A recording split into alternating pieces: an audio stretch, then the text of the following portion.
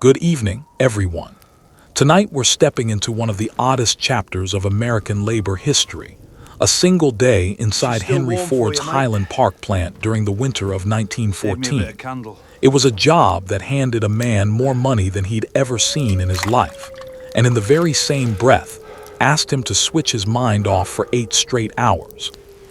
Imagine holding the fattest paycheck of your working life in one hand, and the dullest, most repetitive shift imaginable in the other, and realizing they're actually the same thing.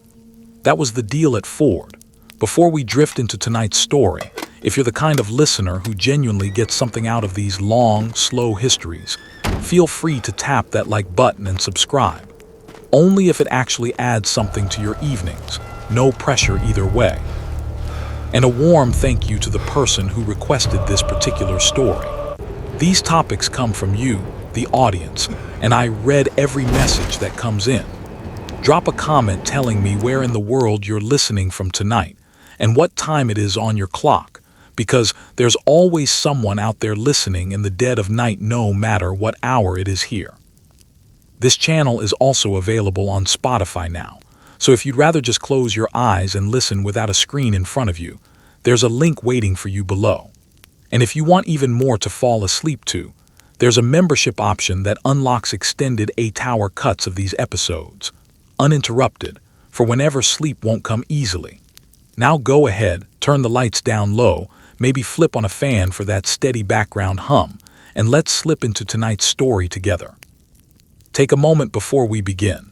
Have you ever wondered what it actually felt like to repeat one single motion, thousands of times, for 8 hours straight, until your hands stopped waiting for permission from your brain?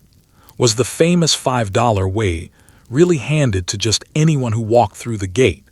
Or did it come wrapped in more conditions than a modern cell phone contract? Could a company genuinely send someone to inspect your house, your drinking habits, your savings account, the tidiness of your kitchen? Would you have made it through a single shift on a line that refused to ever slow down?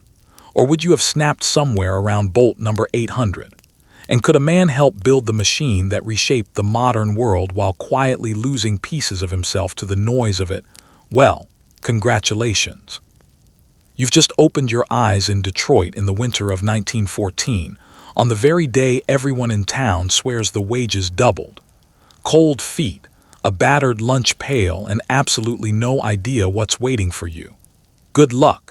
It's not yet 5 in the morning, and the rented room you're lying in is roughly the temperature of an icebox. You're one of the countless men who flooded into Detroit chasing word of extraordinary pay, which means you're splitting a boarding house with strangers, one shared wash basin, and a landlady who guards hot water like it's a rationed commodity. There's no thermostat to adjust, no alarm clock with a snooze function, only the gray half-light and the certainty that the plant will not wait for you. You lie there one more minute, pretending the day hasn't started. Then you get up, because in 1914 a warm blanket isn't reason enough to risk the best-paying job in the country. The room itself does a lot with very little, and by little, I mean almost nothing at all. A narrow bed, maybe a single chair, a hook on the wall for your coat, and if your landlady is in a generous mood, a window that mostly holds the weather at bay. There's a decent chance you're sharing this small kingdom with another man entirely, a total stranger whose snoring has become more familiar to you than your own mother's voice.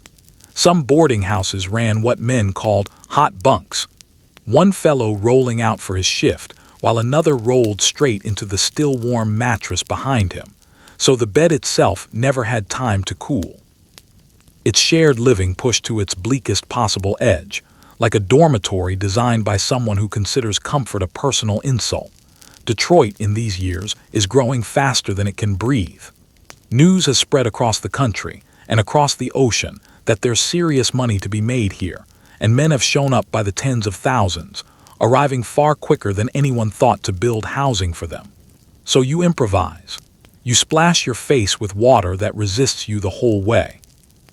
You put on the same clothes as yesterday because they're the only clothes you own. You try to ignore that you can see your own breath indoors. It's a little like camping, if camping charged you rent and slowly drained your spirit as a service fee, Breakfast, if you can call it that, happens in a hurry. Maybe there's coffee. Maybe there's a heel of bread. Maybe there's the grim, wordless company of other tired men chewing in silence because conversation costs energy none of you can spare. Nobody lingers over the meal. Nobody debates the morning paper. You're refueling the way you'd stoke a furnace, purely to keep the machine of your body running until the whistle sounds. Leisurely breakfasts and unhurried talk belong to people who don't have a conveyor belt waiting to judge their punctuality. And underneath all of it hums the thing that actually got you out of that freezing bed in the first place, the promise. A wage so far beyond the ordinary it barely sounded real. The belief that if you can just push through the cold room, the strange bed, the endless gray mornings, you might actually get ahead, might save something, might build an actual life instead of merely scraping by. That promise is powerful enough to pull a man out from under the blankets before sunrise without a single audible complaint. Ever set an alarm for a job you dreaded but simply couldn't afford to lose? Then you already know the exact weight sitting on this man's shoulders this morning. So you square up, grab your lunch pail and step out into the dark, because the promise is real. It's waiting on the other side of town, and reaching it means surviving the coldest walk of your entire day. Let's pause on the walk itself for a moment, because it deserves more than a passing mention. You join what can only be described as a great gray river of men, all flowing in the same direction, toward Highland Park. If you can spare the fare, you might catch a streetcar, though catch is generous, since it's less riding and more being absorbed into a solid mass of wool coats and tired bodies. Picture a metal box packed so tightly that you could lift both feet off the floor and simply remain upright, held in place entirely by the shoulders of strangers pressing in from every side. The air inside is thick, wet wool, cold sweat, pipe tobacco, and breath, warmed only by sheer body count. Someone is always coughing. Someone is always stepping on your foot without so much as a glance of apology, because in a crowd this dense, apologizing is a luxury nobody has room for. It's the direct ancestor of every miserable subway ride you've ever endured, minus the phone to stare at, plus a very real chance of catching something you'll regret. If you can't spare the fare, you walk. And the walk in a Detroit winter is its own quiet ordeal. The streets are not the neat paved avenues you might be picturing.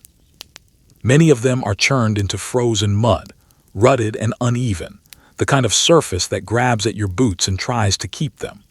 You pick your way through the dark alongside hundreds of other men doing the exact same thing, silent, breathing steam, counting off the blocks in their heads. There's an odd kind of fellowship in it, a wordless companionship of the cold and the sleep-deprived, all marching toward the same enormous building for the same handful of dollars. For plenty of these men, the distances are brutal. Housing anywhere near the plant fills instantly and prices itself accordingly. So many live miles away and cover that ground on foot, twice daily, on top of shifts that already leave them wrung out. Try to imagine finishing 8 hours of unbroken, punishing labor and then facing an hour's walk home through the dark, only to sleep, wake, and do the entire round trip again. The commute isn't a break from the job. It's an unpaid extension of it, bolted onto both ends of the day like some cruel bonus round nobody signed up for. And you cannot be late. The time clock waiting for you inside doesn't care that the streetcar was packed shoulder to shoulder, that the mud was ankle deep, that your legs were already tired from yesterday's walk. Late is late, and late costs you money you don't have to spare, along with goodwill you'll need later. So you leave earlier than you'd like, push yourself harder than you want to, and arrive with your lungs burning from the cold air dragged in too fast. Ever sprinted for a bus in the freezing dark, heart hammering, certain you were about to miss it? Now imagine doing that every single morning with your rent riding on the outcome. The crowd thickens the closer you get, streams of men joining from every side street, all funneling toward one glowing destination. You can feel the pull of the place now, a kind of gravity. Then you round the final corner and there it is, rising out of the gray morning like something that shouldn't exist yet somehow does. The Highland Park plant, 4 stories of brick and glass, an almost obscene amount of glass actually, so much that people around town have taken to calling it the Crystal Palace. It's enormous. It hums.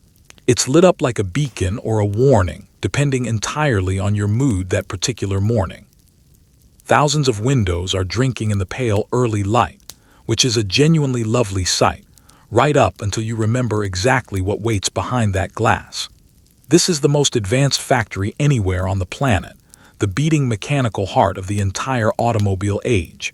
And you, standing there with your lunch pail, are about to become one of its many small, easily replaceable parts. The scale of the place is hard to absorb the first time you stand in front of it. This isn't a workshop, or a barn, or a modest brick mill like the ones you might remember from back home. This is a building engineered to swallow raw material at one end and produce finished automobiles at the other, and it's sized to match that ambition. It sprawls across the ground and climbs skyward, seeming to keep going well past the point where a building ought to politely stop. Standing there, pail in hand, you feel a very particular kind of smallness, the smallness of a single person confronting something built on the scale of an entire industry rather than a human being. The glass is what really gets people. Wall after wall of windows, placed deliberately so daylight could flood the interior and cut down on the need for artificial lighting. Whoever designed this place understood that light and open space could actually make a factory function better, and from the outside the effect is close to beautiful, a glittering hive catching the dawn. It earned its nickname honestly. Of course, all that lovely daylight exists to help you work faster, not to help you enjoy the view, a distinction the building will make very clear the second you step through its doors. And it never stops, even now, in the cold gray hour before your shift technically begins. The place is alive. You can hear the muffled roar of machinery, feel the low mechanical pulse of it in your chest before you've gone anywhere near the entrance. It has the presence of something living, an enormous patient creature that runs day and night, and merely tolerates the humans scurrying in and out of its many mouths. You're not walking into a building. You're stepping into an organism, and it already has a job picked out for you. There's real awe in that first sight, genuine awe, the kind that straightens a man's spine, knowing he's about to be part of something historic. But every kind of awe like this carries a shadow, and here's the shadow. A place this vast, this powerful, this perfectly organized doesn't need you specifically. It needs a body in your position. And if that body isn't you, it will be one of the thousands of other men currently flowing through these same gates who would gladly step into your spot without a second thought. The building is magnificent. The building is also completely indifferent. Both of those things are true in the exact same instant. So you take one last look at the glittering giant against the pale sky, and you let the current of men carry you toward the gate. The awe stays with you, but it starts sharpening into something more practical because inside, a clock is waiting. And that clock is about to remind you in no uncertain terms exactly who's in charge here. Spoiler, it isn't you. Inside the gates, there's no friendly nod from a supervisor to welcome you in. You find your card and you punch the time clock, that unblinking little machine that knows precisely when you walked in and precisely when you'll be permitted to leave. From this moment on, you're not really a name anymore. You're a badge number and a spot on a line. Showing up late isn't a small, forgivable slip. It's money vanishing from your pocket and a black mark against your record. Somewhere in that mechanical click, a very modern feeling is quietly being invented, the sensation of a machine keeping score of your entire existence. The card itself looks harmless enough, just stiff paper with a number stamped on it, slotted into a rack among hundreds of identical siblings. But as far as the company is concerned, that card is you. You take it, feed it into the clock, and the machine stamps the exact minute onto it with a firm little mechanical thunk. That stamp is the truth now, not what you meant to do, not how brutal the commute was, not the fact that you ran the last 3 blocks to make it. The stamp records the time, and the stamp does not negotiate. It's the direct ancestor of every login, every badge swipe, every silent digital record quietly logging your comings and goings today.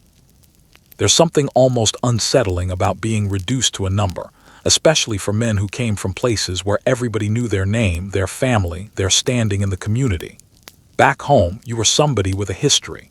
Here, you're a digit, interchangeable with the man ahead of you in line and the man behind you. It's not that the company is being deliberately cruel, it simply cannot memorize 10,000 names, so it learns 10,000 numbers instead. Efficiency demands it. But there's a chill in feeling your whole self compressed down into a figure a clock could file away without ever once looking up. The clock also draws a hard, unyielding line around your time, measured down to the minute. The company now knows precisely how much of your day belongs to it, and it fully intends to collect every second it's owed. Show up a few minutes late, and those minutes are simply gone, deducted, noted, remembered. Linger anywhere too long, and the clock remembers that too.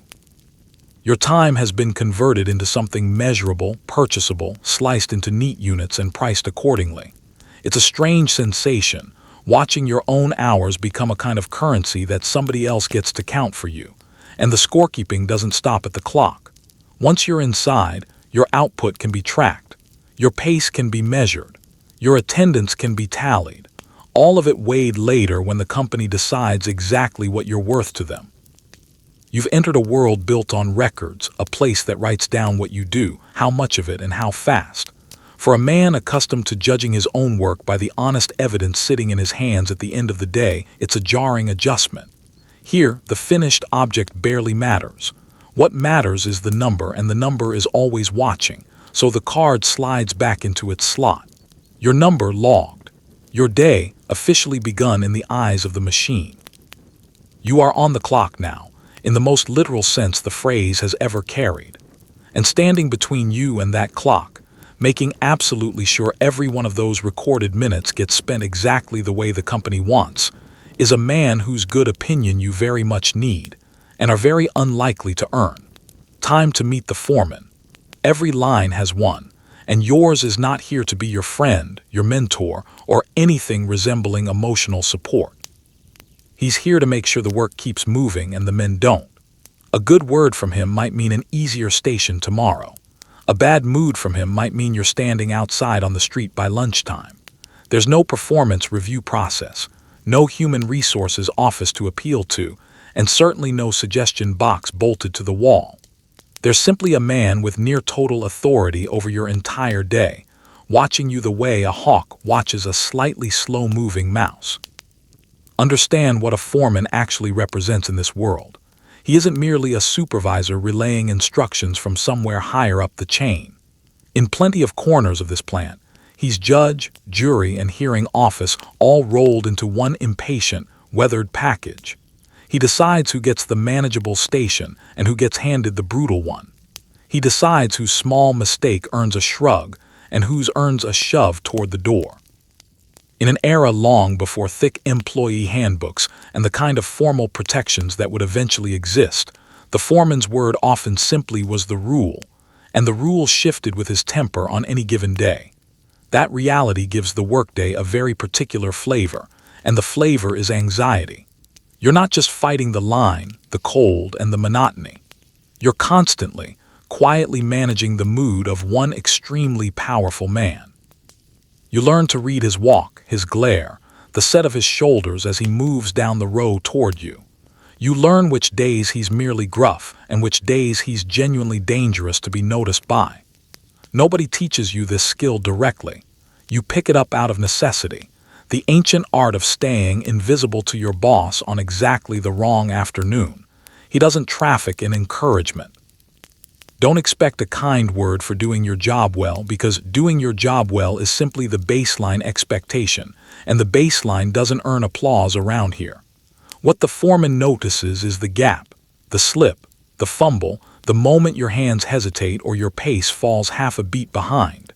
Praise looks like silence. Trouble looks like attention. It's the exact inverse of how you might hope to be treated, and it teaches you fast that the highest compliment available on this line is simply being left alone, and you have almost nothing to push back with. There's no office to appeal to, no fair process to invoke, no polite channel for saying this isn't right. If the foreman decides he's finished with you, full stop, and the enormous river of hopeful men still waiting outside the gates makes you entirely, easily replaceable. That imbalance hangs in the air between you constantly. He knows it. You know it.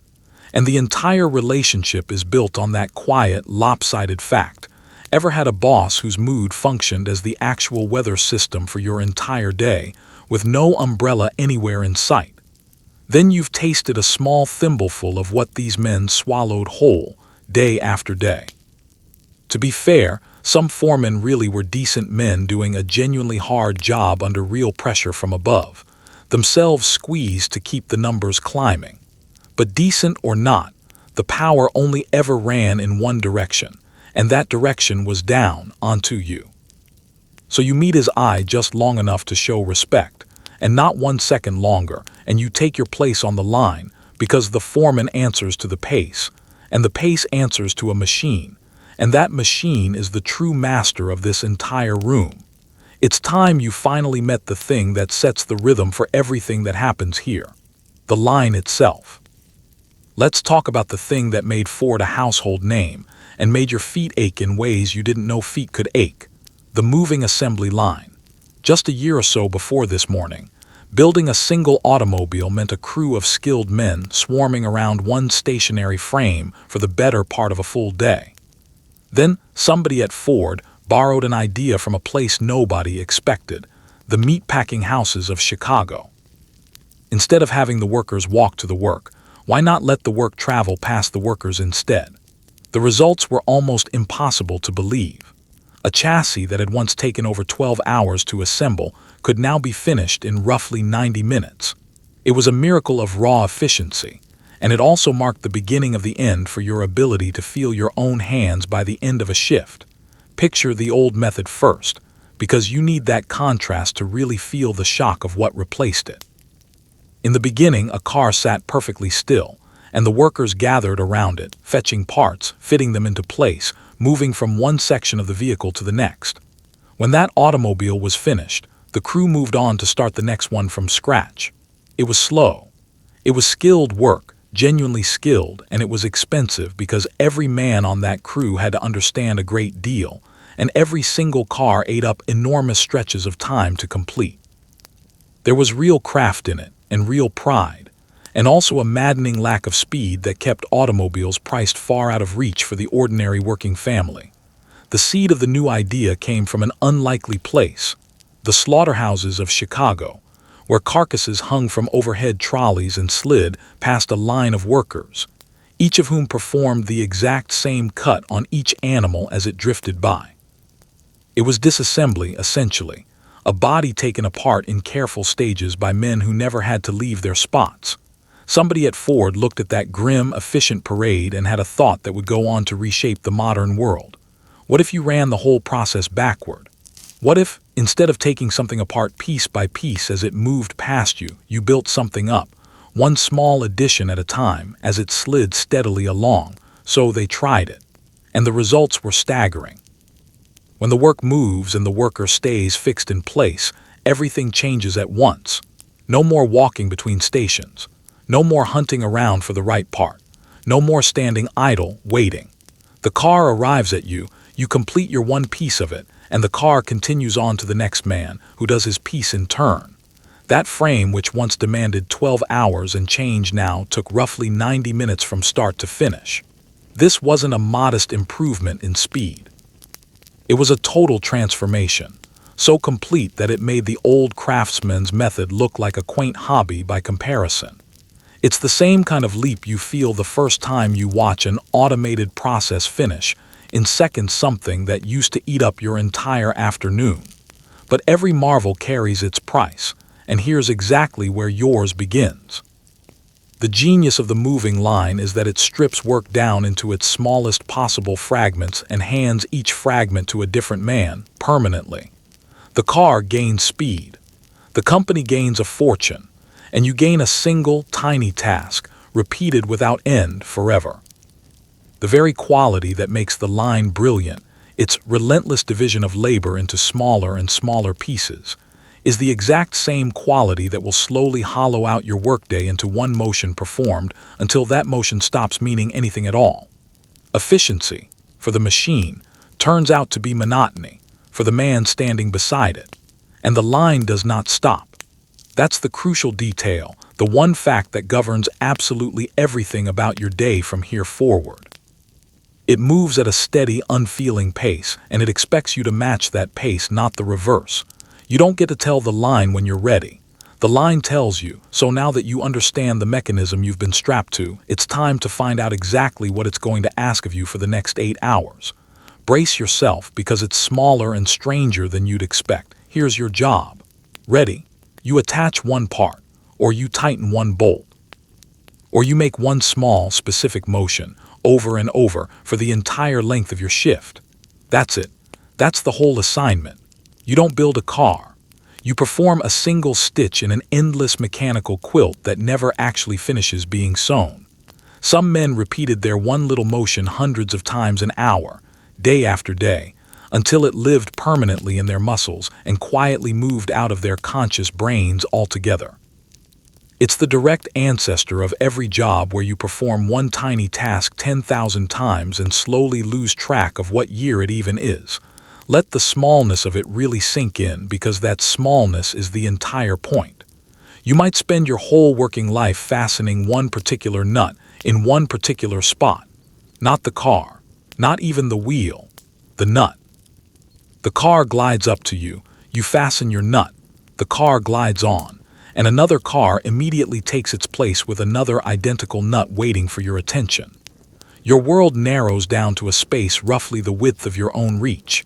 And within that narrow space, you become extraordinarily, almost uselessly expert at a single motion that nobody outside this building would ever recognize as a skill worth having.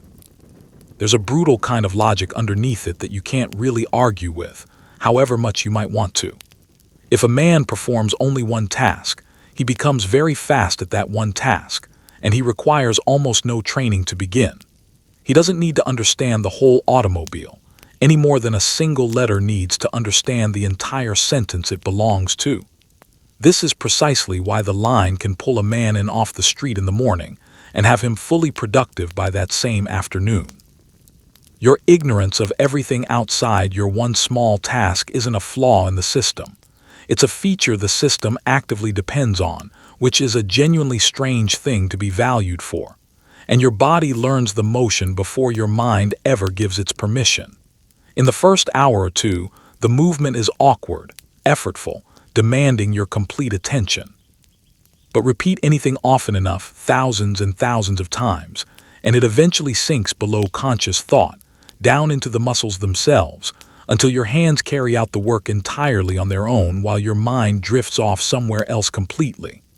Out past the glittering windows, far away from this room, workers of the era spoke of this strange, half-absent state, hands laboring, self somewhere off in the distance. It's the exact same trance you've probably felt yourself doing any sufficiently repetitive task, that eerie moment of surfacing afterward and realizing you completed the whole thing and remember almost none of it. The strangest part of all is what this repetition does to your sense of time. When every single minute contains the same motion as the minute before it, minutes stop having any edges. They blur together into one long, undifferentiated smear. There's no natural rhythm of finishing one thing and starting the next, no small satisfactions along the way to mark the hours as they pass. There's only the motion, and the next motion, and the one after that, a gray river of identical instants. Men on the line learn to measure their day not by tasks completed but by sheer endurance, by how much of the sameness they'd managed to outlast so far. This is the true labor of the assembly line, and it isn't really the effort of the muscles at all. It's the effort of the mind, straining to stay sane while doing almost nothing forever. The physical demand is real, no question, but it's the mental flatness that truly grinds a man down over time, the total absence of variety, decision, or meaning in the work itself. And it gets harder still, because that steady pace you're struggling just to keep up with isn't actually fixed in stone. Somebody upstairs can reach out and speed it up whenever they please, and they frequently do. Let's talk about the speed of the line. You don't set the pace of your own work. The line sets it, and the line answers to men sitting in offices who have already calculated exactly how fast they believe you ought to be capable of moving. When those men decide they want more automobiles rolling out the door, They don't ask politely. They simply nudge the belt a little faster and wait to see whether anyone topples over. This practice earned itself a name, the speed up, and it can turn a merely exhausting job into a quietly panicked one in a matter of days. Imagine your own treadmill slowly accelerating on its own forever, while a man with a clipboard studies exactly how long you can keep pace before you break. The first thing worth understanding is that the pace itself is a decision, not some unavoidable fact of nature. The line moves at whatever speed the company chooses to set it at, and that speed gets chosen by people who will never once stand at your particular station or fasten your particular bolt with their own hands. They study the work from a distance. They calculate how quickly a man ought to be able to complete each small task, and then they set the belt to match their arithmetic. Your entire day, your effort, the very rhythm your hands move in, all of it gets determined by figures scratched onto a page in a room you will never personally see. You're living inside somebody else's math problem. Then comes the speed up itself, and this is where the arithmetic turns genuinely cruel. If the company wants more cars rolling off the line, one of the simplest levers available to pull is the speed of the belt itself. Nudge it up just slightly, and every man positioned along its entire length has to move a little faster just to keep pace, without a single word of discussion, and without a single extra penny in pay. It happens quietly, sometimes so gradually that you half doubt your own senses, wondering if the belt really is faster or if you're simply more tired than usual today. A creeping acceleration that leaves you working harder for identical wages, and you're never quite sure exactly when the shift happened. And you cannot afford to fall behind, because falling behind isn't some private little failure that stays contained at your one station. The line is a chain, and you are one single link in it. If your car reaches you before you've finished the last one, the unfinished work piles up. The men further down the line feel the disruption immediately, and the whole beautiful machine begins to stumble, all because of you specifically. That pressure is enormous, and it's entirely personal. It isn't the foreman shouting at you. It's the relentless physical arrival of the next car, and the next, and the next, each one a small deadline you're simply not permitted to miss. The belt itself becomes your most demanding boss of all. This is a genuinely new kind of pressure in the world, and it's worth pausing to appreciate exactly how clever and how cold it really is. In older forms of work, a man might push himself harder some days and ease off on others, depending on his body, his mood, the length of daylight remaining. On the line, the machine sets the pace, and the machine never tires, never has an off day, never once needs a moment to stretch its back. You're a living, limited creature yoked to a tireless mechanical rhythm, and that rhythm does not care, even slightly, that you happen to be human. Ever tried to keep pace with a checkout scanner, or a kitchen ticket printer that simply refused to slow down for you? Now multiply that feeling by 8 straight hours, and stake your entire livelihood on the outcome. The result is a job that's physically demanding and mentally exhausting in exactly the same moment, a combination that wears a man down fast. You can't relax, because relaxing means falling behind. You can't push ahead on your own terms and then rest afterward, because the pace is fixed permanently above your head, out of your reach. You simply match the belt, minute after minute.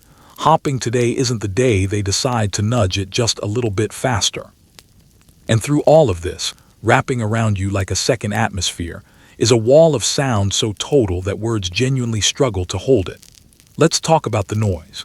The plant is loud in a way that's almost impossible to describe to somebody who's never stood inside it. Metal strikes metal, over and over. Machines pound, hiss, and grind. Conveyors clatter endlessly along their tracks, and hundreds of separate tasks are happening simultaneously inside one enormous echoing hall. Nobody hands you ear protection on your way in. There's no polite little sign anywhere reminding you to safeguard your hearing. There's just the roar, all day long, until it eventually stops sounding like noise at all and starts sounding like the permanent inside of your own skull. Plenty of men walked out of Ford years later with hearing that never fully returned, a free parting gift from what was, without question, the loudest office in America. Try to build the sound in your mind, layer by layer, because no single noise captures the full weight of it. There's the deep, rhythmic pounding of the stamping presses, a slam you don't just hear but actually feel in your teeth. There's the shriek and grind of machinery cutting and shaping raw metal. There's the clatter of the conveyors dragging their endless burden along. There's the hiss and clank of 1,000 separate mechanical processes running side by side, over and under one another. And beneath all of it, the constant murmur and movement of thousands of men. Now imagine every single one of those sounds happening at once, all day long, inside a vast hall made entirely of hard surfaces that throw the noise straight back at you from every direction imaginable. There's no relief from it anywhere, and that's precisely what turns it from a mere annoyance into a genuine trial. A loud sound you can eventually escape is bearable. A loud sound that surrounds you for 8 or 9 unbroken hours with absolutely nowhere to retreat becomes something else entirely, a physical weight pressing down on you continuously. You can't step outside for a moment of quiet. You can't cover your ears because your hands are busy working. You simply exist inside the roar, hour after hour, until it becomes the permanent background hum of your entire waking life, as constant and unremarkable to you as your own breathing. And nobody is protecting you from any of it. This is an age long before anybody hands a worker a pair of earplugs, long before anyone in a position of authority treats hearing as something worth actively preserving. The noise is simply accepted as part of the job, an unavoidable feature of the environment, no different from the cold outside the gates or the permanent smell of oil hanging in the air within.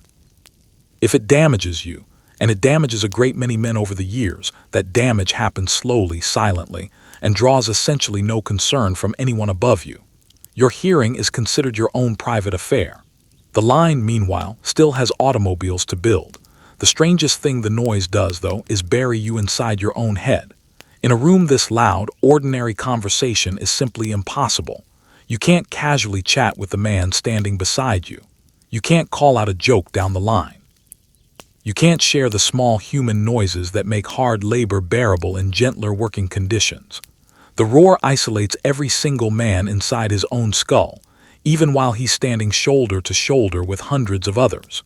You're surrounded by people and utterly alone with your own thoughts, which, given the crushing monotony of the task at hand, aren't always the most cheerful company to keep. It's a peculiar kind of loneliness, crowded and silent at exactly the same time. Over months and then years, the noise does its quiet work on the body. Hearing dims. A persistent ringing sets in. Men grow so accustomed to shouting and to being shouted at that ordinary quiet conversation starts to feel almost foreign to them. They carry pieces of the plant home with them in their damaged ears, long after they've clocked out for the very last time. But the roar doesn't only take from these men. It also forces its own strange, clever adaptations. And one of the cleverest is a way the workers found to actually speak to one another despite everything stacked against them, a secret skill born entirely out of necessity. Let me tell you about the Ford whisper. You might assume you could at least chat quietly with the fellow next to you to help pass the endless hours. You would be wrong. Talking on the line was actively discouraged, and foremen were constantly on alert for lips moving for reasons other than simple breathing. So the men invented a small survival skill that came to be known as the Ford whisper, speaking in a low murmur out of the very corner of the mouth, without the lips ever appearing to move at all. It's essentially the same face you make today when you're pretending to follow along in a meeting while quietly muttering something to the person beside you, except here. Your actual paycheck honestly depended on getting the technique right. First, understand why talking was such a serious problem in the first place. It wasn't only the noise, though the roar certainly rendered ordinary conversation functionally useless on its own. It was the rule. The company wanted its men working, not chatting, and idle talk was viewed as a small theft of time the company had already paid good money to purchase. Foremen policed it constantly, watching for men whose attention had drifted toward one another instead of staying locked on the work in front of them. A worker caught socializing on the clock might earn himself a sharp word, a black mark against his name, or worse. So conversation itself became a small, forbidden act, something to be smuggled through, rather than simply enjoyed openly. But men are men, and men need to talk to one another. Take away every ordinary channel for human contact, and people will invent an entirely new one out of whatever scraps happen to remain available. The scrap available here was the mouth, held nearly motionless. Words pressed out low and flat through barely parted lips, while the face maintained its perfectly innocent working expression, pointed straight ahead the entire time. From across the room, from the foreman's watchful post, absolutely nothing appeared to be happening. Up close, though quietly, an entire conversation might be flowing back and forth. The Ford whisper was equal parts ventriloquism, quiet rebellion, and pure survival instinct. It was a genuine skill, and like any skill worth having, it took real practice to master. A man had to learn how to shape recognizable words without the visible mouth movement that would give the whole game away. He had to learn to pitch his voice just under the roar of the machinery, yet still land it clearly in his neighbor's ear. He had to learn to time his muttering precisely to the moments when the foreman's back happened to be turned. New men were often clumsy at it at first, their lips betraying them, until the veterans on the line quietly schooled them in the finer points of the art. It became a small shared craft, passed silently along the line, a piece of folk knowledge the company never taught, and certainly never wanted taught, learned in the only classroom that actually mattered here. Think for a moment about what that whisper actually carried back and forth, because it amounted to far more than idle gossip. Through those muttered words traveled everything the men had no other way to share: warnings about the foreman's temper on a particular day, small jokes to help break the crushing monotony, complaints that could be voiced absolutely nowhere else on the premises, small kindnesses, small conspiracies. It was the entire social life of the line, compressed down into a thread of sound too quiet to ever be caught, inside a place specifically designed to turn men into interchangeable parts. The whisper was a stubborn, quiet insistence that these men remained people who genuinely needed one another. And there's something almost moving in that, if you sit with the idea for a moment. Faced with a wall of noise, a watchful boss, and a job that isolated every single man inside his own skull, the workers didn't simply surrender to the silence imposed on them. They carved out a hidden channel of connection, right under the company's nose, a small daily act of humanity, smuggled through lips that never appeared to move. Ever mastered the art of talking without moving your mouth, eyes locked forward, while somebody in authority scanned the room? Then you're carrying a small piece of the Ford whisper in you still. But even the cleverest whisper in the world couldn't solve every human need this job chose to ignore, and some of those needs were considerably more urgent than simple conversation. Let's talk about what happened when a man's own body simply refused to wait any longer. Nature calls during a shift, because you are, after all, a human being and not a machine, a distinction this line does not particularly respect. But you can't simply wander off, because the second you step away from your spot, your one piece of the work stops happening, and the entire line immediately feels the gap. You wait for a relief man to slide into your place, assuming one happens to be free at that moment, and you learn, out of pure necessity, to schedule your own body's needs around the moods of a conveyor belt. There's a strange kind of helplessness in being unable to answer even the most basic request your own body can make of you. Somewhere in that particular indignity lives the true birth of the modern excuse. I can't right now, I'm at work. Walk through the mechanics of it for a second, because they're genuinely absurd once you lay them out plainly. You're one link in a chain of men, each one depending entirely on the man positioned just before him. The car arrives at your station. You complete your task. The car moves on down the line. If you disappear for even a few minutes, the next car reaches your now empty spot with your task left undone.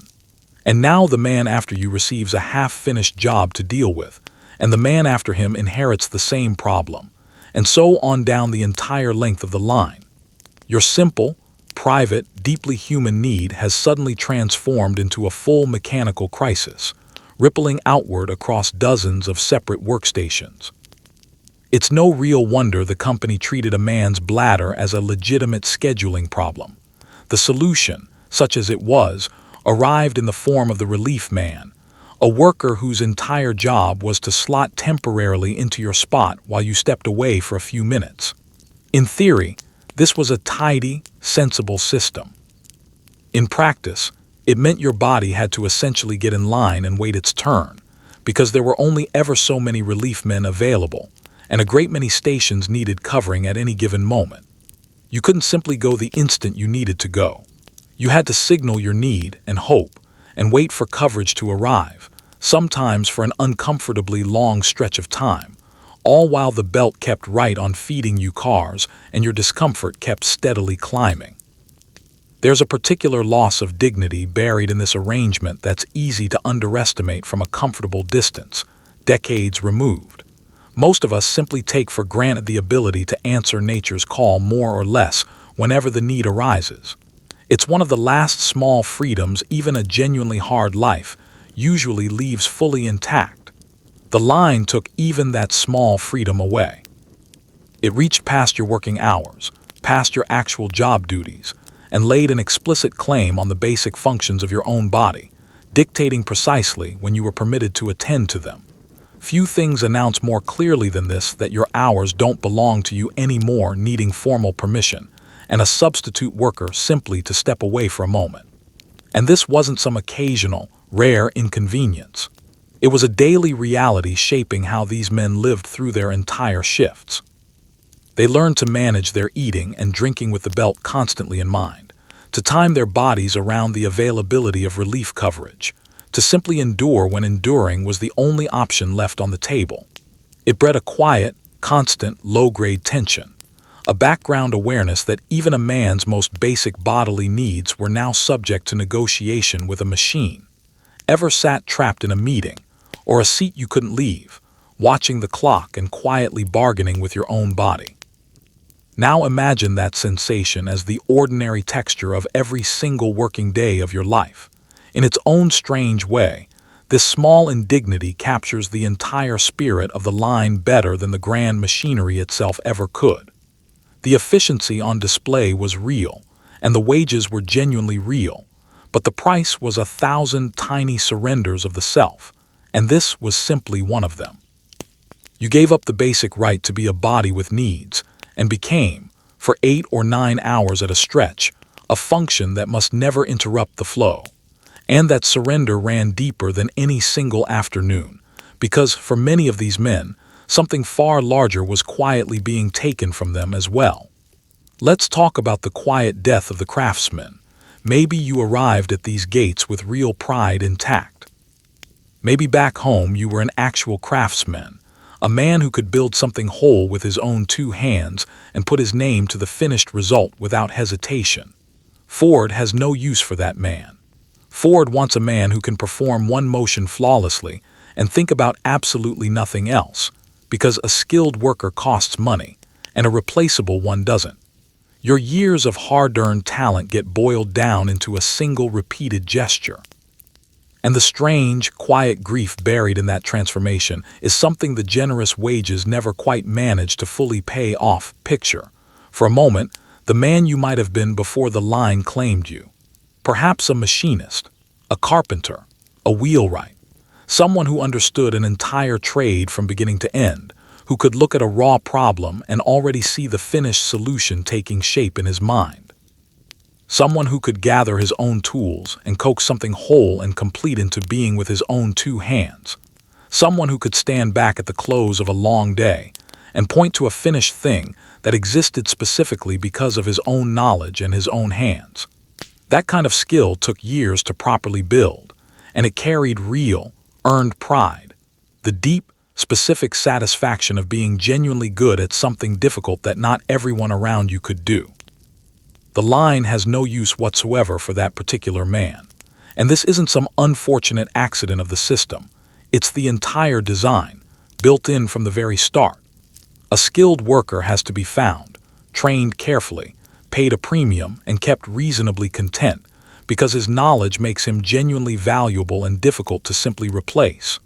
But break the job down into 100 tiny individual motions instead, and suddenly you don't need skill at all anymore.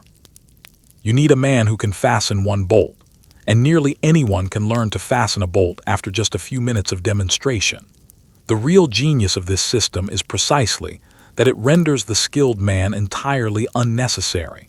And an unnecessary skill is a skill the company no longer has to pay any premium for. So the craftsman's hard-won knowledge, that painstakingly assembled map of an entire trade, becomes essentially worthless the moment he steps onto this line.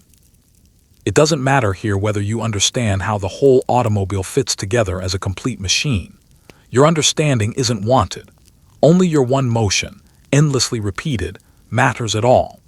All those years of accumulated skill sit inside you completely unused, like a language nobody around you speaks anymore. There's a peculiar ache in carrying expertise the job actively doesn't require, in knowing so very much, and being asked to use so very little of it. The line doesn't merely ignore your craft. It quietly, efficiently declares that craft obsolete. And along with the skill goes something even harder to put into words, which is a man's sense of authorship. A craftsman makes things, and those things carry a genuine piece of him inside them. On the line, you make nothing whole, ever. You contribute one small fragment to an object that thousands of separate hands will eventually touch, and no part of the finished automobile is ever recognizably, identifiably yours. You can't point at a finished car rolling out the door and honestly say, "I built that," because you didn't build it. You merely fastened your one bolt into it as it slid past your station on its way to somebody else's hands. The pride of the maker, that ancient, deeply human satisfaction, simply has no place left to attach itself to anymore. It floats loose and unresolved, all day long, every single day. This is the quiet grief hiding beneath the good money, and it stays quiet precisely because it's so hard to put into words, so hard to complain about out loud. The wages are real. The job is steady. What exactly is there to mourn on paper? And yet men did mourn, in ways they often couldn't fully articulate even to themselves. The loss of being someone whose work meant something specific, something whole. It's the same hollow feeling anyone recognizes who has traded meaningful, difficult work for work that pays considerably better but asks for nothing beyond simple repetition. The pocket grows fuller, and something quieter inside grows emptier at the exact same time, and the two never quite manage to balance out. But grief or no grief, the body still needs feeding, and even a line as relentless as this one grants a brief pause for that. Let's talk about lunch, if you can even call it that. Eventually, the break your stomach has been quietly begging for finally arrives, though calling it lunch is being fairly generous with the word. You brought a pail from the boarding house, packed with whatever happened to be cheap and portable, and you get a very narrow window of time to inhale its contents before the machine calls you back to your post. There's no cafeteria filled with easy chatter here, no leisurely hour stretched out ahead of you. No cheerful debate with coworkers about where to grab food tomorrow. You eat fast, you eat quietly, and you eat with hands that still carry the faint smell of oil and hot metal, no matter how hard you try to rub it off. Then the whistle sounds, and your brief window of being an actual person again is officially over. The pail itself tells the whole story of your circumstances without you having to say a word. It holds no feast, just fuel. Whatever your landlady managed to pack, or whatever you threw together yourself in the cold dark before dawn. Bread, perhaps, and something to go alongside it if things happen to be going well for you lately. All of it long since gone cold, jostled and battered by the commute in. This isn't a meal chosen for pleasure of any kind. It's calories selected purely for cheapness and portability, a working man's ration, meant to keep the engine of your body turning over until the shift finally, mercifully ends. Delight simply isn't on the menu. Endurance is, and the time allotted to eat it is short, cruelly short, by any humane standard you'd care to apply. The break itself gets measured by the same tight arithmetic that governs everything else in this building, sized precisely to restore you to working order, and not one single minute more. So you don't savor anything. You don't linger over the last bite.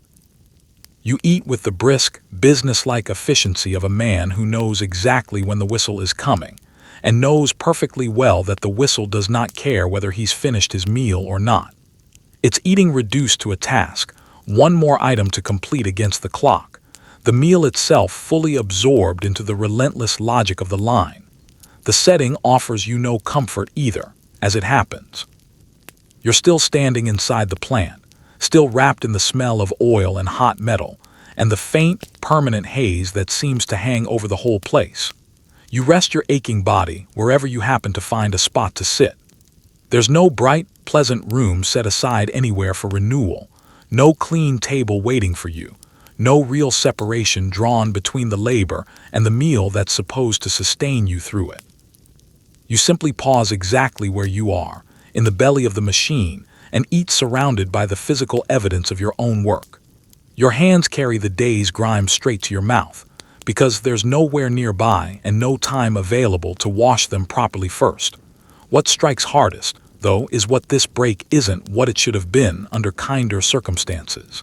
In a gentler kind of work, the midday meal functions as a genuine human pause. A chance to sit with fellow workers, share a laugh, argue cheerfully about nothing important, feel for just a few minutes like a person again rather than merely a worker.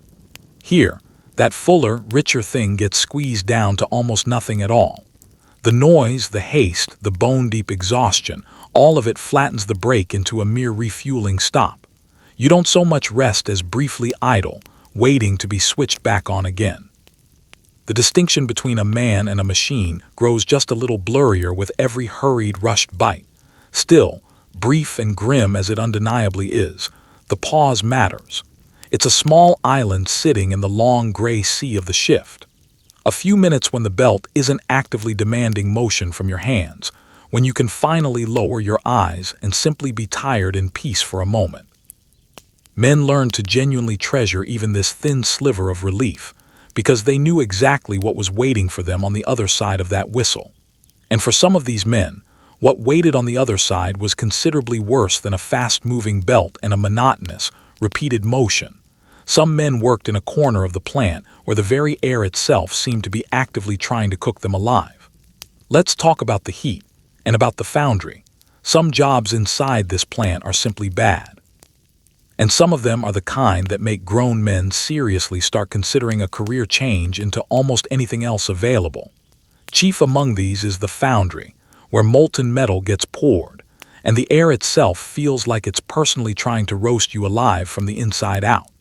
In summer, the heat inside becomes something closer to a living presence, pressing down on your chest, soaking clean through your clothes before you've even properly begun your shift. There's no air conditioning, of course, not in this era, and the fans mostly just relocate the misery from one spot to another rather than actually relieving it. If you happen to draw the foundry as your assignment, you learned very quickly that $5 a day buys a great many things in this world. But it does not buy you shade. Understand first what a foundry actually is, because the word itself doesn't quite convey the reality waiting inside. This is the place where metal is melted down and poured to form the various parts an automobile requires, which means it's a place built entirely around furnaces and liquid fire, temperatures high enough to turn solid iron into flowing, glowing orange rivers. The heat radiating off that constant process doesn't politely confine itself to the area immediately around the furnaces. It fills the entire space. It bakes the floor beneath your boots. It warms every tool you pick up. It wraps around every man working in there like a heavy, invisible blanket that never once lifts, not for a single minute of the shift. You don't merely visit the heat in a place like this. You live inside it for the length of your shift, and it lives right back inside you. In the summer months, the effect becomes genuinely punishing to endure. Layer the natural warmth of the season directly on top of the existing furnace heat, and you end up with an environment that assaults the body from every possible direction at once. Sweat pours off you before you've even accomplished anything meaningful, soaking clean through your clothes and stinging directly into your eyes. Breathing itself starts to feel like real effort, as though the air itself has thickened and turned hostile against you. Your heart works harder than it should have to. Your head begins to swim. And the simple act of remaining upright and functional through it all becomes its own separate, exhausting labor. Stacked directly on top of the actual job you're there to do, the foundry doesn't merely make you hot. It slowly, steadily wrings you out, hour by hour. And there's nothing available to save you from it, because the comforts that would actually answer this kind of misery simply don't exist yet, not in this era. No cooled air waits anywhere to revive you. No clever ventilation system exists to carry the heat safely away. The fans that are available mostly just push the hot air from one place to another, offering you the cruelty of movement without any real mercy of relief. You endure the heat because there's genuinely no alternative but to endure it, drinking whatever water you can manage, packing yourself as best the demanding work allows, and counting down the hours until you can finally escape into air that doesn't feel like an oven's breath against your skin. The danger here runs considerably deeper than mere discomfort, too. Heat of this intensity can genuinely harm a man, can leave him dizzy, weak, and dangerously careless, right in a place where carelessness is entirely unforgiving. And the foundry isn't only oppressively hot. It's hazardous in every direction at once, full of molten metal and heavy materials and demanding processes that require your complete, undivided attention, even as the temperature itself works steadily to steal that attention away from you. A worker fighting simply to stay conscious in brutal heat like this is a worker standing in real, immediate peril. And that particular combination of exhaustion and danger made the foundry one of the most feared assignments the entire plant could hand out to a man. So spare a genuine thought for the men who spent their entire days laboring inside that inferno, earning the exact same daily wage as everyone else in the building. Their bodies pushed to a limit the line workers up on the main floor never quite had to touch. The $5 was identical, but the price actually paid to earn it varied enormously depending on exactly where in the building you happened to stand. And down in the foundry, that price was steep indeed. Yet heat wasn't the only force capable of breaking a man's body inside this place. Fast-moving machines and tired human flesh made for a genuinely dangerous partnership all across the plant, and injuries were simply treated as part of the daily arithmetic. Let's talk about injuries and about the company doctor.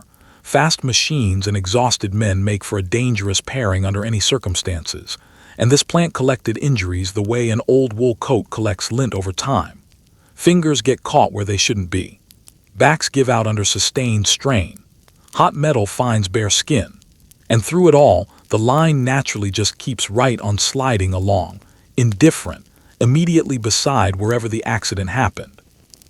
There is a medical department on site, which is honestly more than most of these men had ever had access to in their entire lives before arriving here.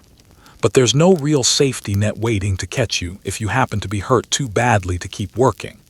You learn quickly to keep your hands well clear of the wrong places, because in 1914, your body is your only real tool, and nobody around here is handing out spare ones. Consider the raw ingredients that made up the danger.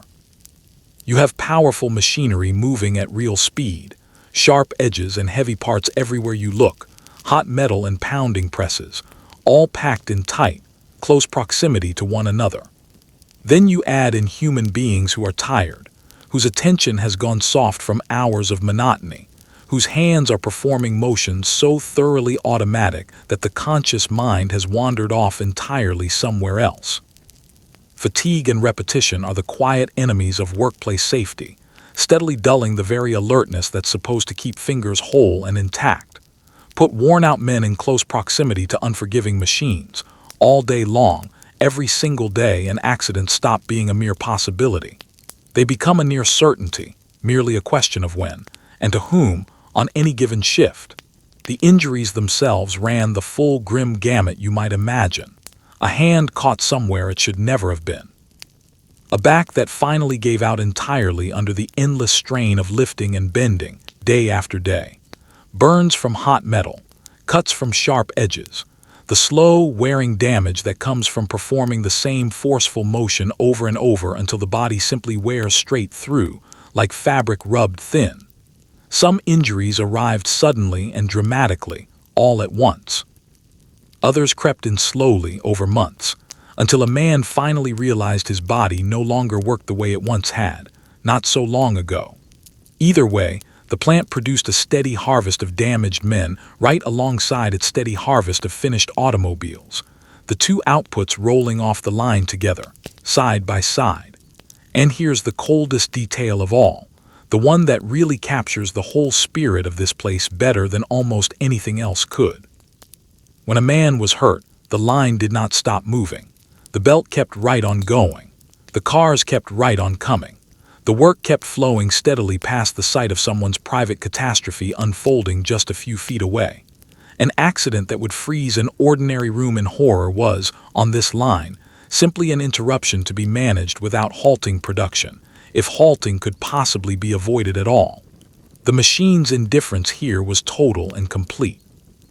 Your pain was considered your own private affair, and the automobiles, as always, had a schedule to keep. To its credit, the company genuinely did maintain a medical department, and this really was more than most working men of this particular era had ever known access to before. If you were hurt on the job, there was actually somewhere to be treated, someone available to tend the wound, a resource that a farmhand or a small-town laborer back home could only have dreamed about having access to. It would be unfair to pretend this counted for absolutely nothing in the larger picture. In the landscape of the time, having on-site medical care available was a real and genuinely unusual benefit. One more way, oddly enough, that this plant was actually ahead of its era, even in the very midst of its harshness toward the men who worked there. But treatment for a wound is simply not the same thing as protection from ruin. If you were hurt badly enough that you could no longer perform your one assigned motion, there was no cushion waiting anywhere to hold you and your family up through the difficulty. Your entire value to the line was your raw ability to work, and when that ability failed you, so did much of your security along with it. So men guarded their own bodies with a fierce, practical vigilance, because the body was the whole of their fortune in this world, and there were simply no replacements available to be had if it broke down for good. That vigilance, that daily, quiet bargain of risk weighed constantly against reward, was the true cost hidden inside the celebrated wage. And speaking of that wage, it's high time we look squarely at the number that pulled every single one of these men through these gates in the first place. Let's talk about the famous $5 day. This, after all, was the very reason you dragged yourself out of that freezing bed in the first place. In January of 1914, Ford made an announcement so startling it landed in newspapers clear around the world. $5 a day. For most working men of the era, that figure represented roughly double the going rate, an almost unbelievable sum for factory labor of any kind. Crowds of hopeful men swarmed the gates in the bitter winter cold, desperate for even a small piece of it. It sounded like something out of a fairy tale, a company simply deciding on its own to pay its workers twice as much as anywhere else in town. And like most fairy tales, this one came with a wolf hiding somewhere in the fine print. To really feel the shock of it, you first have to understand what came before. Factory wages in this era were modest at best, often barely enough to keep a family fed and housed with nothing left over afterward for hope of anything more. A man labored long hours for pay that vanished nearly as fast as it arrived in his hand, and the very idea of getting ahead, of actually saving something, of owning anything of real consequence, was mostly a fantasy reserved for people quite unlike you. That was simply the accepted arithmetic of working-class life. You worked hard, you earned little, and you made do with what you had. Everyone understood the rules, even if nobody particularly loved them. Then, into that settled gray reality, the announcement landed like an actual thunderclap. $5 a day when the going rate around town hovered somewhere near half that figure. It wasn't a modest bump or a polite little adjustment to existing pay scales. It was a full doubling, a figure so far outside the normal range that people genuinely struggled to believe it was real at first. Newspapers carried the story far and wide across the country, and the number itself traveled faster than any automobile the plant had ever managed to build. To a working man reading it in the paper, it sounded less like an ordinary wage and more like an actual rescue. A door swinging suddenly open onto a life that had always, until this moment, remained firmly locked away from him. And so they came, in staggering numbers. Men poured into Detroit from every direction imaginable, drawn by that single magic number, the way iron filings snap toward a magnet without any choice in the matter. They gathered outside the gates in the depths of a Michigan winter, thousands upon thousands of them, standing in bitter cold for the mere chance of being hired at all. The crowds grew so enormous and so desperate that the scene reportedly turned genuinely chaotic at times, a sea of hopeful faces pressing forward toward a promise that most of them, in the end, would never actually get to keep for themselves. Picture the sheer want radiating through that crowd, because it tells you everything you need to know about the lives these men were so desperately trying to escape. To stand for hours in freezing weather on the mere hope of a job, jostled by thousands of equally desperate strangers doing the exact same thing, a man has to be reaching for something that genuinely feels like salvation to him. $5 a day wasn't just money to these men. It was the very possibility of solid ground finally under their feet, of an actual home, of real savings, of dignity purchased honestly through labor. The sheer intensity of that crowd was the exact measure of how little the ordinary wage had ever offered them before this moment. But you already know, because you always know in stories like this one, that a promise this shining rarely arrives entirely clean. The $5 day was real, genuinely, generously real, and it truly did go on to change lives. And yet the simple headline concealed a far more complicated arrangement underneath it. One the desperate men standing out in the cold that morning couldn't possibly see from where they stood. The number was a door, yes, but the door had conditions carved directly into its frame, and understanding those conditions is the only real way to understand what the $5 actually was. Let's talk about the fine print hiding behind that famous number. Here's the part the headlines happily skipped straight past. The $5 wasn't simply your wage, full stop. It was your regular base pay, plus a separate share of company profits, and that profit share was something you had to actively earn by being deemed the right sort of man by the company's own standards. Your actual base rate was considerably more modest than $5, and the remainder only appeared on top if you satisfied a whole list of the company's conditions. Fall short of those conditions, and you received only the plain base wage, along with a gentle but pointed reminder of exactly what you were missing out on.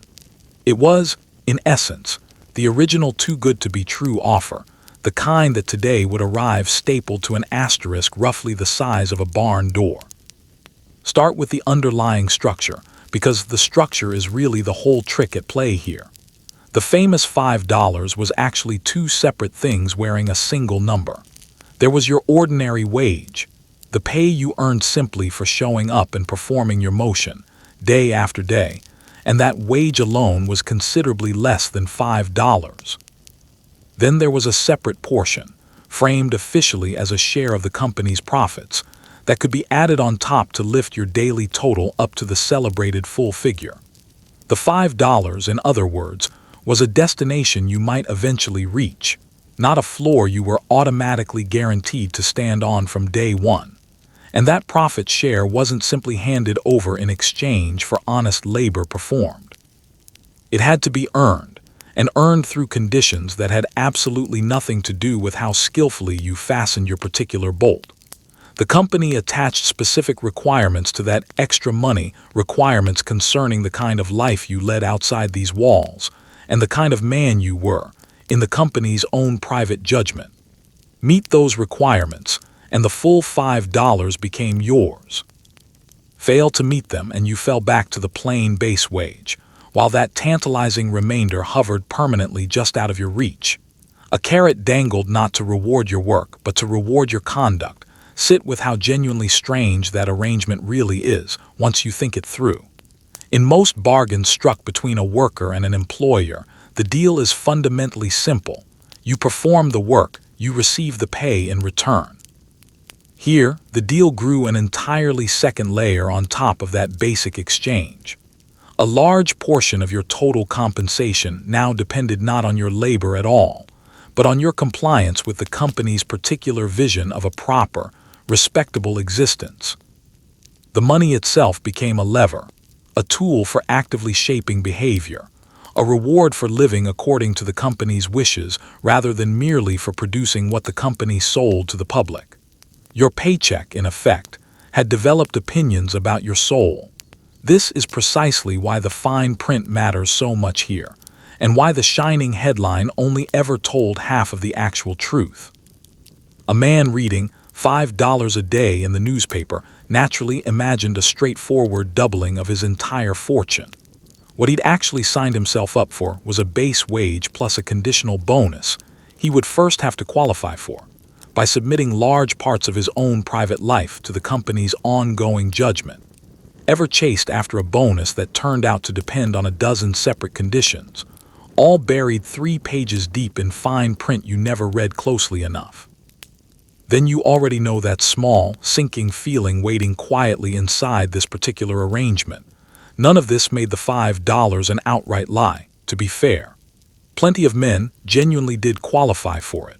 Plenty did collect the full sum, and plenty did go on to transform their lives with that money, and the generosity behind it was entirely genuine, even wrapped tightly in all these conditions. But generosity and control, it turns out, can ride together in the very same wagon without any contradiction at all. And here, quite plainly, they did exactly that. The company was prepared to pay handsomely for good behavior, and in direct exchange it wanted a real say in how you actually lived your life outside working hours. The obvious question that follows is, how on earth could a company possibly know how you lived? Whether you drank too much, whether you saved responsibly, whether your home met their particular standards of order and cleanliness? The answer turns out to be one of the most remarkable details in this entire story. Let's talk about the sociological department, and about the day it came knocking on your front door. To decide who actually deserved the full $5, Ford did something no employer had really dared attempt before on this scale. It looked directly inside your home. The company built an entire sociological department, an actual staff of trained investigators whose specific job was to visit workers' houses and inspect their private lives firsthand. They would knock on your door, ask you a long series of questions, take careful notes, and quietly weigh whether or not you were living the way the company believed you ought to be living. Picture, for a moment, your own employer sending a polite stranger directly into your kitchen to determine whether or not you actually deserved your own paycheck. That, remarkably, really was the official policy. Let the sheer existence of such a department sink in properly for a moment. This wasn't some occasional rumor, or a rare overreach by one unusually nosy manager somewhere in the ranks. It was a formal, organized department, fully staffed, with a specific institutional mission of examining the private lives of the company's own workers in detail. An employer had genuinely decided that in order to hand out its bonus money fairly, it first needed to know precisely how its men lived behind their own closed front doors, and it built an entire apparatus specifically to find that information out. The very name of the department announced its ambition plainly enough. This was the study of the worker as a whole social creature, conducted directly by the very company that employed him. The method itself was direct, and to modern ears, it sounds genuinely astonishing. Investigators traveled out to wherever the men actually lived and knocked on their doors in person. They came inside the home. They asked pointed questions about personal habits, family finances, and domestic life. They observed the physical condition of the home itself, took careful note of everything they saw, and carried their findings back to company offices, where the answers directly helped determine whether or not a given man qualified for his full share of the promised pay. Your home, that supposed private refuge from the demands of the working world, became, in effect, an extension of the workplace itself, subject to inspection exactly like any other station along the line. Try to imagine being on the receiving end of that particular knock at your door. You've just finished a grueling shift, walked home through the bitter cold, and now a representative of the very company that owns your entire workday is standing on your doorstep, asking politely to come inside and evaluate your existence. There's no easy way to simply refuse, because the extra money hangs directly on your cooperation. So you let the stranger in, you answer his questions as best you can, and you feel the peculiar exposure of having your ordinary, private life quietly turned into a piece of company evidence. The boundary between the man who works and the man who simply lives, already thin to begin with, dissolves almost entirely in that moment. Now, in fairness, the company didn't frame this program as surveillance, and its stated intentions weren't purely sinister on the surface. The sociological department presented itself publicly as a helper, a guide meant to steer workers towards stable, prosperous, orderly lives, offering practical advice on managing money and running a household efficiently. Many immigrant workers, entirely new to the country and unfamiliar with its customs, genuinely did receive real, useful assistance navigating an unfamiliar world through this program. There was a certain paternal kindness woven into the intention behind it, a sincere belief that the company simply knew what was good for its men, and meant to gently nudge them toward it. But kindness that arrives bundled together with the power to withhold your pay is a genuinely complicated kind of kindness, and the workers themselves felt that complication keenly, whatever the official framing claimed. However gently it was presented, the underlying reality remained that a company had effectively claimed the right to enter a man's home and pass judgment on his private life, with real money riding directly on the verdict. Help and control wore the exact same face here, and the workers themselves couldn't always tell which one had actually come knocking that particular evening. And that verdict, once rendered, came down to a whole quiet checklist of specific standards and specific behaviors. The investigators were hunting for a very particular picture of what a proper Ford man was supposed to look like from the inside. Let's talk about living clean, or losing your bonus entirely. So what exactly were these investigators hunting for during their visits? They wanted clear evidence that you didn't drink to excess, that you saved your money sensibly rather than squandering it, that your home was kept reasonably tidy, and that your family life matched the company's own particular idea of respectable living. A man who gambled heavily, drank hard, or kept a genuinely chaotic household could find his profit share denied outright, until he cleaned up his act to the company's satisfaction. On paper, this whole arrangement was officially called helping the worker. In practice, it amounted to a company deciding it owned your evenings just as thoroughly as it already owned your working days. It's the great-grandfather of every modern job that quietly expects some say in who you are, even after you've clocked out for the night.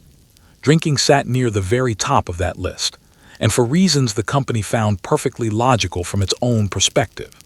Heavy drinking, in the company's view, produced unreliable, unproductive, unstable workers, the exact opposite of the sober, steady man the assembly line genuinely required to function properly.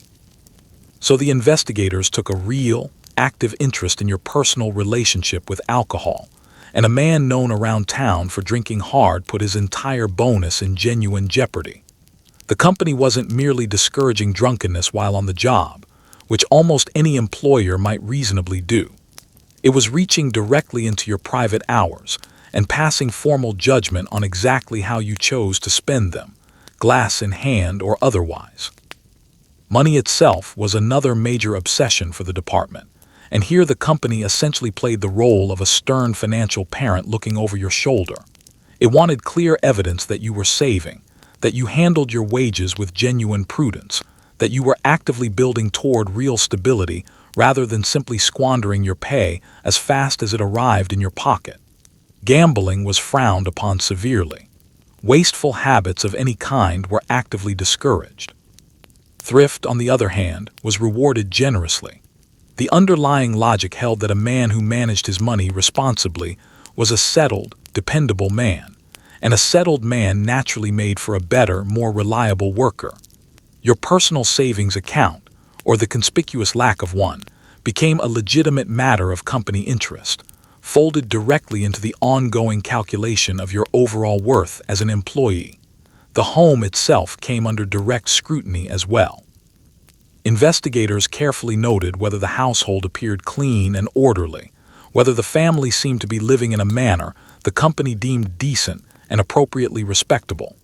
A chaotic or squalid home counted noticeably against you in their assessment. A tidy, wholesome one counted clearly in your favor. Think for a moment about the sheer strangeness of that arrangement. A man's own housekeeping habits weighed formally as a direct condition of his pay. The state of his private rooms entered permanently into a company ledger somewhere. The domestic sphere, traditionally considered the one place entirely beyond any employer's legitimate reach, was pulled firmly and directly into the company's field of view. Even the shape of a man's family life mattered here, measured carefully against the company's own particular notion of proper respectability. There was, in the company's eyes, a distinctly right way to live one's life, and it involved maintaining a stable household ordered along the specific lines the company happened to approve of. Men whose domestic arrangements fell outside that particular vision could easily find their bonus placed at risk, their private personal choices suddenly recast as professional liabilities on the company's books. The company wasn't content merely to purchase your labor for 8 hours a day. It wanted to purchase, or at the very least heavily influence, the entire moral architecture underlying your whole life, and it had the financial means to make its preferences genuinely felt. Call the arrangement exactly what it was then, without either condemning it too quickly or excusing it too easily. It was a bargain in which higher pay arrived bundled together with a real surrender of privacy and personal autonomy, a trade of dollars in exchange for a genuine say in the shape of your own soul. Some men accepted the bargain gladly, grateful for the money and even in some cases, for the guidance offered alongside it. Others chafed openly at the intrusion while still pocketing the pay each week. And a few, surely, resented every single knock at the door and every question that followed it. Ever worked somewhere that took a keen, active interest in your conduct beyond the clock? Your image, your personal habits, your entire life outside the job itself. Then you've already felt the distant echo of this exact arrangement, playing out a century later. And for one particular group of workers on this line, the company had an especially ambitious program of reshaping in mind, a program aimed squarely at their language and at their very sense of identity. Let's talk about the Ford English School. A huge share of the men working this line were immigrants, arriving from dozens of different countries, speaking dozens of different languages, all packed together side by side beside the very same conveyor belt. Ford, being Ford, wasn't about to leave this particular situation entirely to chance. The company ran its own English school, where workers learned the language alongside a hearty, deliberate dose of what the company itself considered proper American living. The most famous single element of the whole program was its graduation ceremony, a genuinely strange pageant in which men walked into an enormous model of a melting pot, dressed in the traditional clothing of their home countries, and then stepped back out the other side dressed in matching American-style suits, waving small American flags as the crowd looked on. It was equal parts genuine opportunity and elaborate theatrical instruction in exactly who these men were now permitted to become. Begin with the actual reality the school was originally built to address, because it represented a genuine practical puzzle for the company.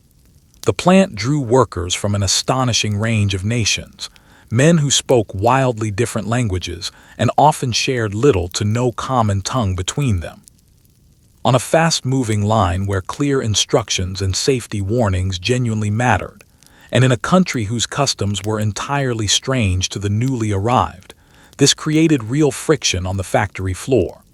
A workforce that cannot understand one another, or its own supervisors, is a workforce naturally prone to confusion and dangerous accidents.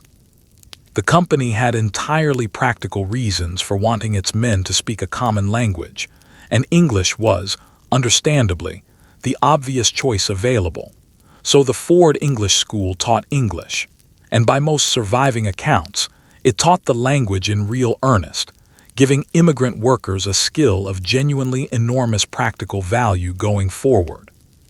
To learn the language of your new country is to unlock that entire country, to gain access to better work opportunities, an easier daily life, and a fuller place within the broader society surrounding you. For men who had crossed an ocean with little more than hope in their pockets, this represented a real gift, a genuine door opening into the wider world that existed beyond the plant's own gates. On this particular level, the school was straightforwardly generous, a real investment in each worker's own ability to make his way forward in a new land.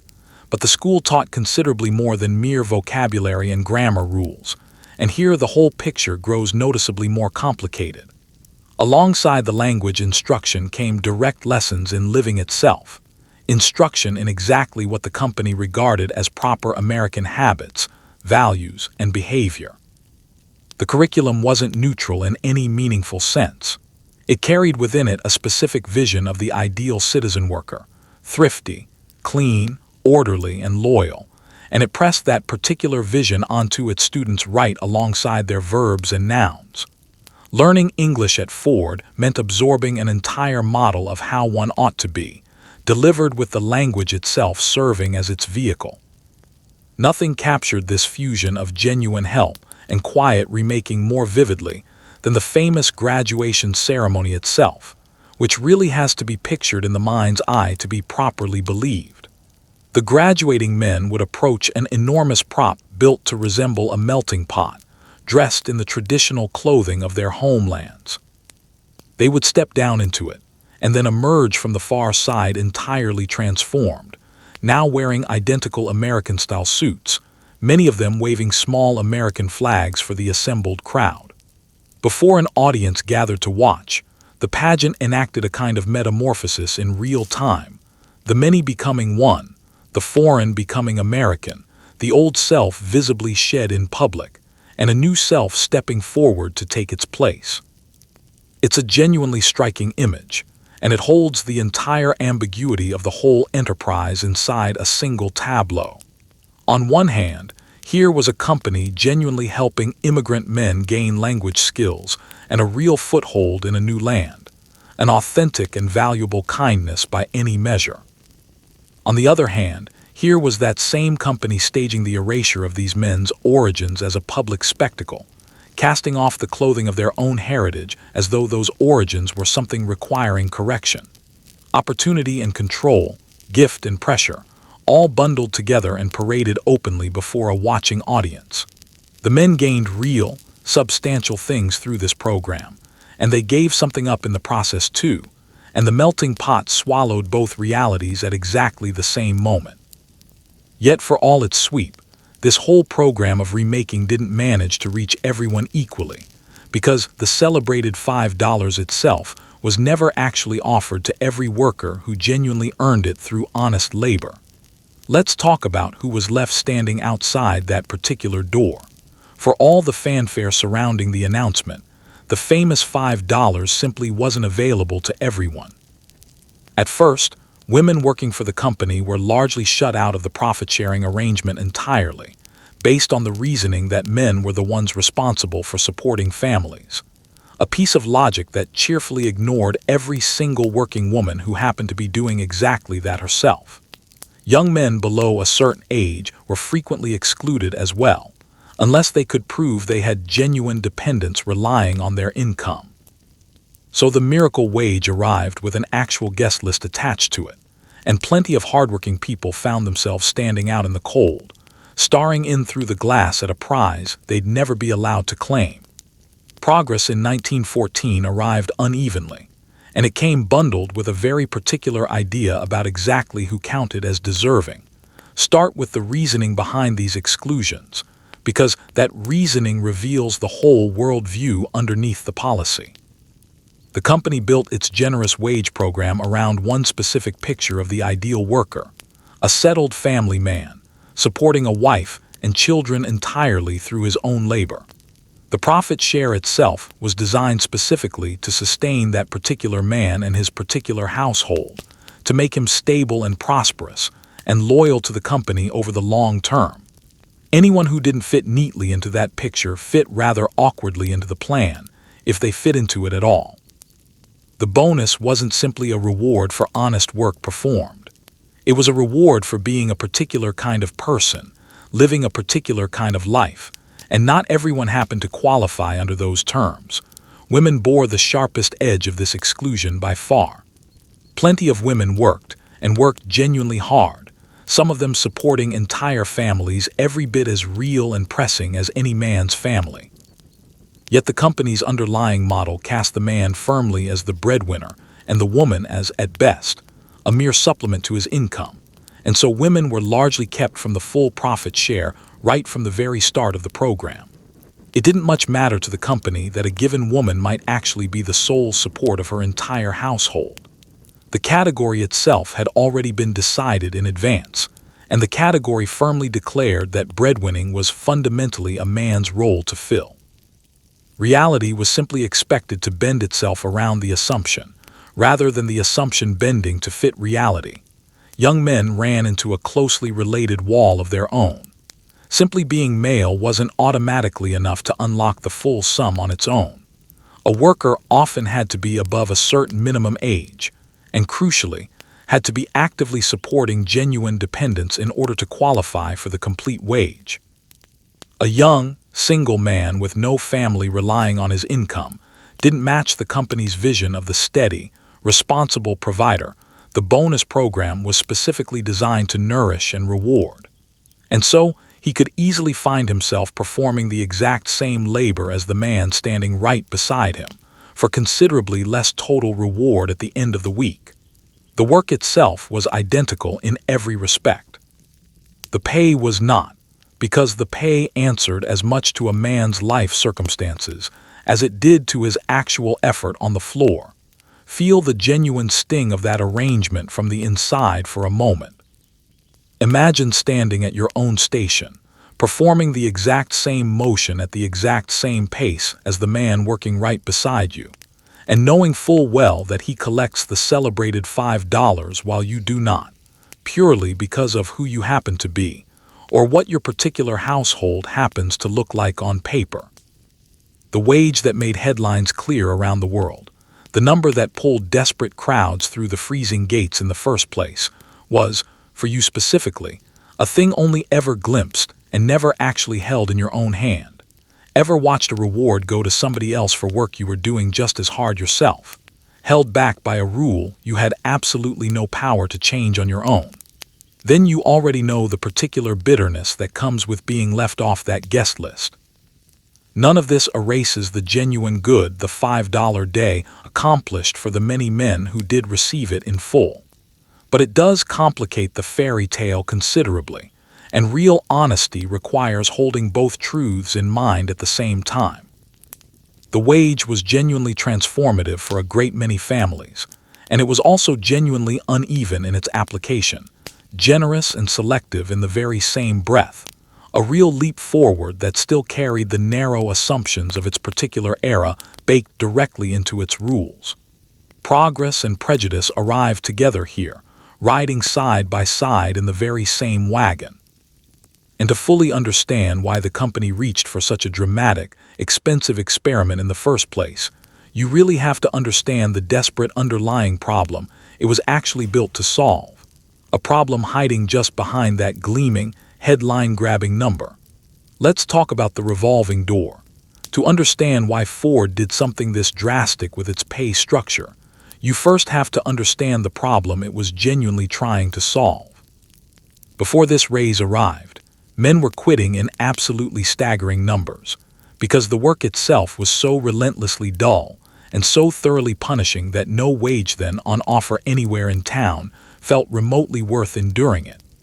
Turnover at the plant was so extreme that the company found itself forced to hire tens of thousands of new workers in a single calendar year, just to hold onto a total workforce a mere fraction of that size. Men would routinely start a shift in the morning and simply be gone by that same afternoon, walking straight out mid-shift without so much as a single backward glance toward the building they were leaving behind. The line itself was brilliantly efficient on paper, and in practice, it was steadily chewing through human beings faster than the company could reasonably replace them. This particular trouble grew directly out of everything we've already walked through together. The work was monotonous well beyond ordinary human endurance, one single motion, repeated endlessly, until the mind itself rebelled against the repetition. It was loud, exhausting, closely watched at every turn, and thoroughly stripped of the pride a craftsman once took naturally in his own labor. The line moved at a pace set entirely by strangers in distant offices, and it never once paused to rest. Put all of that together, and you get a job that a great many men simply could not stand to endure for very long, no matter how badly they genuinely needed the pay it offered. The very features that made the line so productive were the exact same features that made it so unbearable, and men voted against those conditions with their own 2 feet, in numbers that genuinely beggar belief today. The rate at which workers walked away was so consistently high that the company found itself trapped on a frantic, never-ending treadmill of constant hearing, forced to bring in an enormous flood of new men every single year, merely to keep the existing stations along the line adequately filled. To maintain a stable workforce of a given target size, the company had to actually hire many times that number over the course of a full year, simply because so many men walked away so quickly after starting. The plant was less a stable, settled body of workers in any meaningful sense, and more of a churning river, water rushing constantly through and back out again, with the overall level held roughly steady only through a truly ceaseless inflow of fresh new arrivals. Some men didn't even manage to last through a single full day on the job. A worker might arrive in the morning full of hope, take his assigned place on the line, absorb a few solid hours of the roar and the crushing monotony and the relentless, unforgiving pace, and simply decide right there on the spot that it genuinely wasn't worth it to him. He would set down his tools, or in some cases not even bother collecting his final pay, and walk straight out into the afternoon light, forfeiting wages owed rather than endure another single minute on that line. There's something almost eloquent buried in that particular choice. A man judging, in the moment, that his own time and his own sanity were worth considerably more than the wage currently on offer, and acting decisively on that judgment right then and there, without hesitation. The revolving door spun so fast, in fact, that it barely paused for breath between one man's arrival and another man's departure. This constant churn represented a genuinely serious and expensive problem for the company, whatever it might look like from a comfortable historical distance today. Every single new man had to be brought in, properly placed, and at least briefly broken into his task, however short his eventual tenure turned out to be. And constant turnover like this disrupted the smooth, steady flow the whole system fundamentally depended on to function well. A production line is only ever as good as its ability to keep every single station reliably manned by someone at least reasonably competent. And a workforce hemorrhaging men this fast was a workforce perpetually teetering on the edge of real disorder. The celebrated efficiency of the line was, in effect, being quietly undermined by the very human cost that same efficiency was generating in the first place. The machine itself was simply too much for the men working it, and the men kept right on leaving as a direct result. So the company faced a genuine dilemma, one entirely of its own making. It had built a system of astonishing productivity that people genuinely could not bear to work inside of for very long, and it was paying dearly for that unbearable quality through constant, costly turnover, year after year. Something clearly had to give, And the answer the company eventually reached for was every bit as bold as the underlying problem itself was severe. If men simply would not stay for the ordinary wage on offer, then perhaps, the thinking went, they might stay for an entirely extraordinary one instead. The $5 day wasn't born purely out of simple generosity, whatever the newspaper headlines might have implied at the time. It was born, in very large part, out of a genuinely desperate need to finally stop that revolving door from spinning quite so fast. And stop it, remarkably enough, the new wage actually did. Let's talk about the end of quitting, or at least, the end of quitting so freely and so often. The $5 day fixed the plant's turnover problem almost overnight, and not entirely out of pure kindness on the company's part, if we're being fully honest about it. When the pay on offer is genuinely that much better than anything else available anywhere in town, you simply don't storm off in frustration over mere boredom, because boredom doesn't feed your family, and $5 a day very much does. So the men stayed and endured and swallowed the very same monotony they had once fled from so readily. The raise was genuinely generous in every real sense, and it was, at the very same time, a kind of chain, a pair of golden handcuffs binding a man firmly to the exact same line that was slowly, quietly grinding him down day after day. You were now being paid handsomely, in effect, to simply stop dreaming about ever walking out that door again. The underlying logic of it is almost brutally simple, and it worked precisely because that simplicity was so effective. A man walks away from a hard job when the pay on offer no longer justifies the suffering involved in doing it. Raise that pay high enough above every realistic alternative in town, and the whole arithmetic flips completely on its head. Now, leaving doesn't just mean giving up some ordinary wage. It means giving up the single best wage a working man could reasonably hope to find anywhere, a sum genuinely capable of transforming his entire family's future prospects. Suddenly, the very monotony that had once driven men straight out the door became something worth enduring instead, because on the far side of enduring it lay a prize no other employer in the region could realistically match. The suffering itself hadn't changed one bit. Only the price of walking away from it had changed. So the men stayed, and the frantic revolving door slowed dramatically to a crawl. The desperate churn eased off considerably. The constant flood of fresh new hires subsided into something far more manageable, and the workforce gradually settled into something considerably more stable than it had ever been before. From the company's own point of view, the entire experiment was a genuine triumph. It had spent lavishly on wages, and it was repaid handsomely in loyalty, or at the very least in permanence, which on a production line amounts to nearly the same practical outcome either way. The men who had once fled these gates in droves now clung tightly to their stations instead, and the plant finally gained the steady, reliable body of workers it had so badly lacked before. The money itself had accomplished what nothing else previously tried had managed to do, but look closely at the actual nature of that newfound loyalty, because it turns out to be a rather peculiar kind of loyalty indeed. The men didn't stay because the underlying work itself had grown any better over time. It hadn't, not in any meaningful sense. The motion was still exactly one motion, repeated endlessly. The noise was still just as deafening as ever. The pace was still just as relentless. The pride was still just as thoroughly absent from the work itself. What had actually changed wasn't the job at all. It was simply the cost of choosing to leave it behind. The men stayed because they genuinely could not afford to go anywhere else, held firmly in place by the sheer weight of the wage itself. It was, in the end, considerably less devotion than it was outright entrapment, however comfortable and well compensated that particular entrapment happened to be. This is precisely where the phrase golden handcuffs earns its keep as a description, because that's exactly what the $5 had effectively become for these men.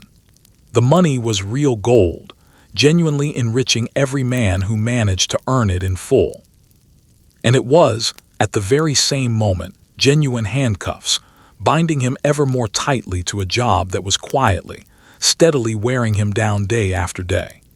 The better the pay got, the harder it naturally became to walk away from it. And the harder it became to walk away, the more completely a man had to make his own private peace with the very monotony he could no longer realistically escape. Freedom and fortune were pulling in exactly opposite directions here, and fortune, more often than not, ultimately won out. Ever stayed on in a role that was genuinely draining you, simply because the money attached to it was too good to reasonably walk away from? Then you've already worn a somewhat lighter version of these exact same handcuffs yourself.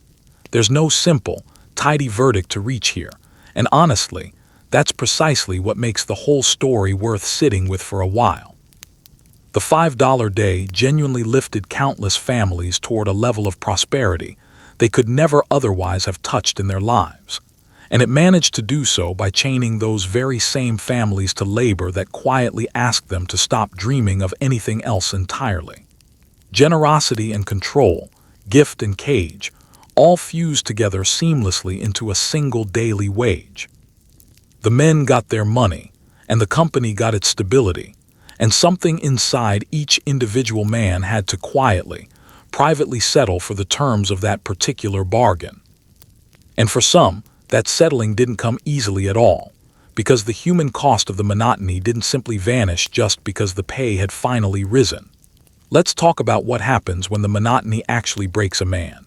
Doing one single motion thousands of times a day does something genuinely strange to the human mind, something hard to properly describe until you've actually felt it happen to you personally. Some men developed real nervous complaints over time. Trouble sleeping through the night, a persistent restlessness that trailed them straight home and simply refused to let go once it had taken hold.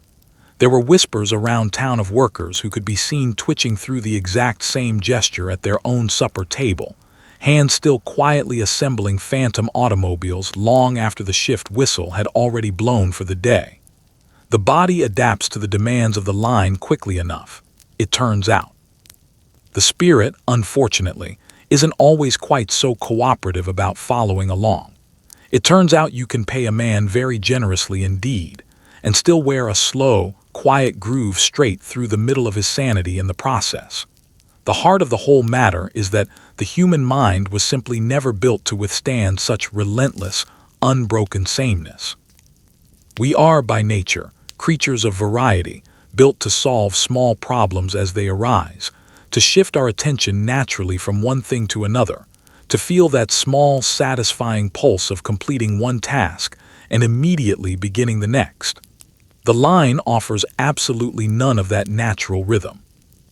It offers only a single motion, held in an unbroken loop for hours that blur seamlessly into one another, and the mind, given nothing substantial to chew on, begins to strain in genuinely strange ways as a direct result. The very emptiness of the task itself, its total lack of any real demand on the intellect, becomes its own peculiar form of torment, a hunger with absolutely nothing available to feed it. Out of that particular emptiness came real, documented symptoms in real men, restlessness that simply would not quiet down, no matter what. A persistent jangling in the nerves that lingered on long after the shift had officially ended for the day. Trouble sleeping properly at night, the body wound far too tight to ever fully release its tension.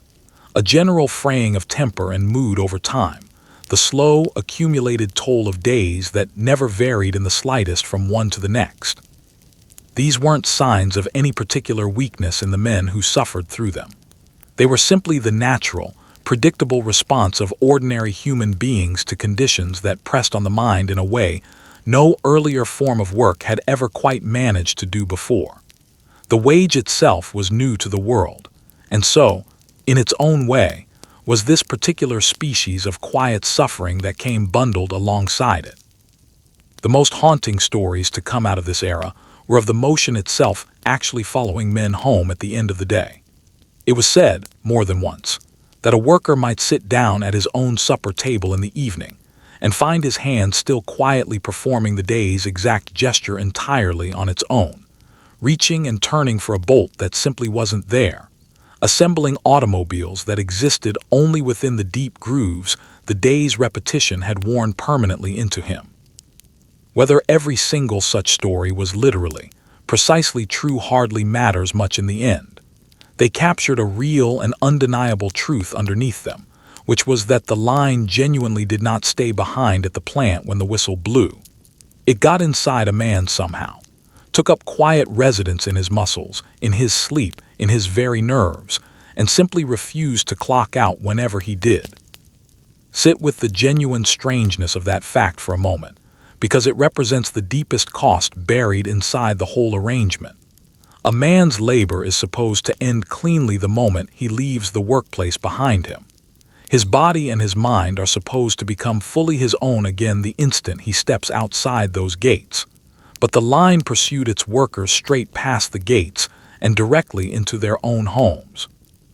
Its rhythm still pulsing quietly through them even at rest, its monotony still faintly echoing behind their closed eyes as they struggled to fall asleep at night.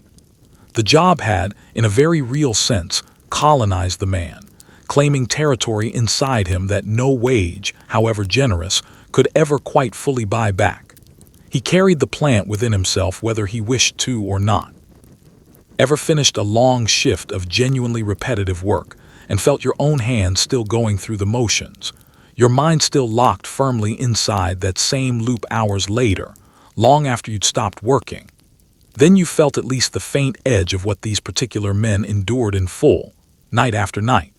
This was the price hidden quietly beneath the celebrated pay, the part no triumphant headline ever announced, and no melting pot pageant could ever fully dissolve away. The money was genuinely real, and so was this quiet, steady erosion of the self underneath it, and the men themselves lived permanently at the exact meeting point of those two competing realities. Some bore it reasonably well over the years. Some bore it considerably harder. And a few, inevitably, were worn straight through entirely by the accumulated weight of it all. And all of this suffering, all of this daily endurance, adaptation, and quiet fraying of the self was ultimately in service of a single object, a machine so plain in appearance, and yet so genuinely revolutionary in its effect, that it went on to remake the entire country around it. It's time now that we looked closely at exactly what all of your labor was actually building, day after day. Let's talk about any color you like, so long as that color happens to be black. The whole point behind your suffering, of course, was the Model T, the car that quite literally put America on wheels for the very first time in its history. It's simple in design. It's sturdy in construction. It's genuinely affordable to the ordinary family. And it's famously available in any color the customer might personally prefer, provided that particular preference happens to land squarely on black. That line isn't some joke invented later by historians looking back. Standardization was the entire underlying strategy here, because sameness is fast to produce, and fast, in turn, is cheap to deliver. You're not crafting beautiful, individually unique machines on this line. You're building the exact same dependable machine over and over again, endlessly, until the price finally falls low enough for ordinary working people to actually afford to own one themselves. There's a real and legitimate pride buried in that accomplishment, and also a faint touch of absurdity in pouring your entire working day into making absolutely everything identical to the last piece. Understand clearly what the Model T was actually meant to represent, because its underlying purpose explains virtually everything about how it ended up being built on this line. Before its arrival, the automobile itself had largely remained a plaything reserved for the wealthy, a costly and often genuinely temperamental luxury item, well out of reach for ordinary families. The Model T was conceived from the very start as the direct opposite of that, a car built specifically for the great mass of ordinary working people, plain in design and genuinely rugged in construction, cheap enough that a working family might actually manage to own one for themselves someday. To achieve that ambitious goal, absolutely everything about the production process had to bend towards steadily lowering the final price. And the single fastest way available to lower that price was simply to make every single car identically the same as the last one. Variety, it turns out, costs real money to produce. Sameness, on the other hand, is precisely where genuine affordability actually lives. This is exactly where that now famous line about color comes into the picture. And it's not merely a passing joke. It's actually a perfect, compact emblem of the entire underlying philosophy at work here. Offering customers many different color options would have meant stocking different paints, managing different handling procedures, dealing with different complications rippling outward through the entire production process, all of it slowing everything down considerably and driving overall costs steadily upward. Offering just one single color instead, and specifically one that happened to suit the manufacturing process best, kept everything running simply and swiftly, so that the customer could indeed have any color he personally desired, provided that particular desire happened to land squarely on black. The quip has endured across generations precisely because it captures the ruthless underlying logic of standardization in a single, wry breath, and that same logic reached all the way down to affect you personally, standing there at your own station. The reason your particular job consists of one single motion, endlessly repeated, is that the car itself is one single design, endlessly repeated as well. Sameness in the finished product demands a corresponding sameness in the labor required to produce it. Because every single Model T rolling off this line is functionally identical to the last one, every individual worker can perform an identical task on an identical part over and over again, with no real need to adjust, or think, or vary his approach even slightly. The monotony defining your entire day is simply the direct human reflection of the underlying uniformity built into the machine itself. You're repetitive in your work because the car is uniform in its design, and the car is uniform in its design precisely because that uniformity is exactly what makes it genuinely cheap enough for ordinary families to afford. Yet, don't miss the genuine grandeur folded quietly inside all this apparent plainness, either. The end result of all that sameness, that monotony, that relentless standardization pushed through day after day, was a car that ordinary working people could actually afford to purchase for themselves, and that single fact went on to change the entire shape of the whole country around it. Families who had never once dreamed of owning their own automobile could now genuinely reach for one within their means. Travel distances shrank dramatically almost overnight. A new sense of personal freedom expanded outward across the entire nation. The daily horizon of ordinary American life widened enormously as a direct result. The plain black machine you're personally helping to build, one single bolt at a time, is quietly reshaping how an entire nation lives and moves through the world around it. There's real, legitimate pride to be found in that fact, in the simple knowledge that your own monotonous labor is helping put an entire country onto wheels for the very first time. So you stand there at your station, adding your one single identical contribution to yet another identical car rolling steadily past you, and the absurdity of it all sits right alongside the genuine grandeur, side by side. Your day is fundamentally a study in pure sameness, and that very sameness is precisely what makes the larger miracle possible in the first place. The dullness of the individual work and the world-changing nature of the finished product aren't really opposites competing against each other at all. They're the very same underlying fact, simply viewed from two entirely different sides at once. And that fact that the company had learned how to purchase not merely your labor, but your personal habits, your language, your home, and even your own private idea of what constitutes a good life, points directly towards something considerably larger looming over this entire enterprise. Let's talk about the company reaching into every corner of a man's existence. By this point in the story, you may have already noticed something a little unsettling running underneath everything we've covered so far. Ford doesn't simply own your working hours, full stop. It has firm, well-developed opinions about your drinking habits, your personal savings, the state of your home, the language you speak, and your entire underlying idea of what constitutes a decent life well lived. The paycheck itself reaches directly into your evenings, into your marriage, into your private habits, and into your very sense of self. It is, in equal measure, genuinely generous and genuinely controlling, both at exactly the same moment, rather like a parent who hands you a generous allowance and then turns around and reads your private diary anyway. Welcome to one of the very first grand experiments in a company genuinely believing that if it simply pays you enough money, it has earned itself the right to reshape the rest of you as well. Gather up everything we've walked through together so far and lay it all out side by side, because the true pattern only really becomes visible once you step back far enough to see the whole picture at once. The company set your working pace and measured your minutes down to the second on the clock. It sent trained investigators directly into your home to weigh and judge your personal habits. It passed judgment on your drinking, your thrift, the tidiness of your household, and the overall shape of your family life.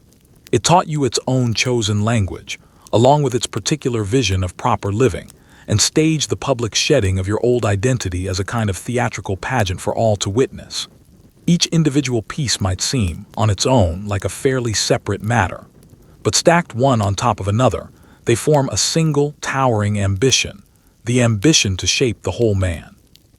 Not merely to rent out the use of his hands for 8 hours a day. This was something genuinely new under the sun at the time. Employers had always purchased labor, certainly, but that labor had traditionally ended cleanly at the workplace door, and beyond that door, a man remained, however poor his circumstances, fundamentally his own person. Here, that particular door swung wide open instead.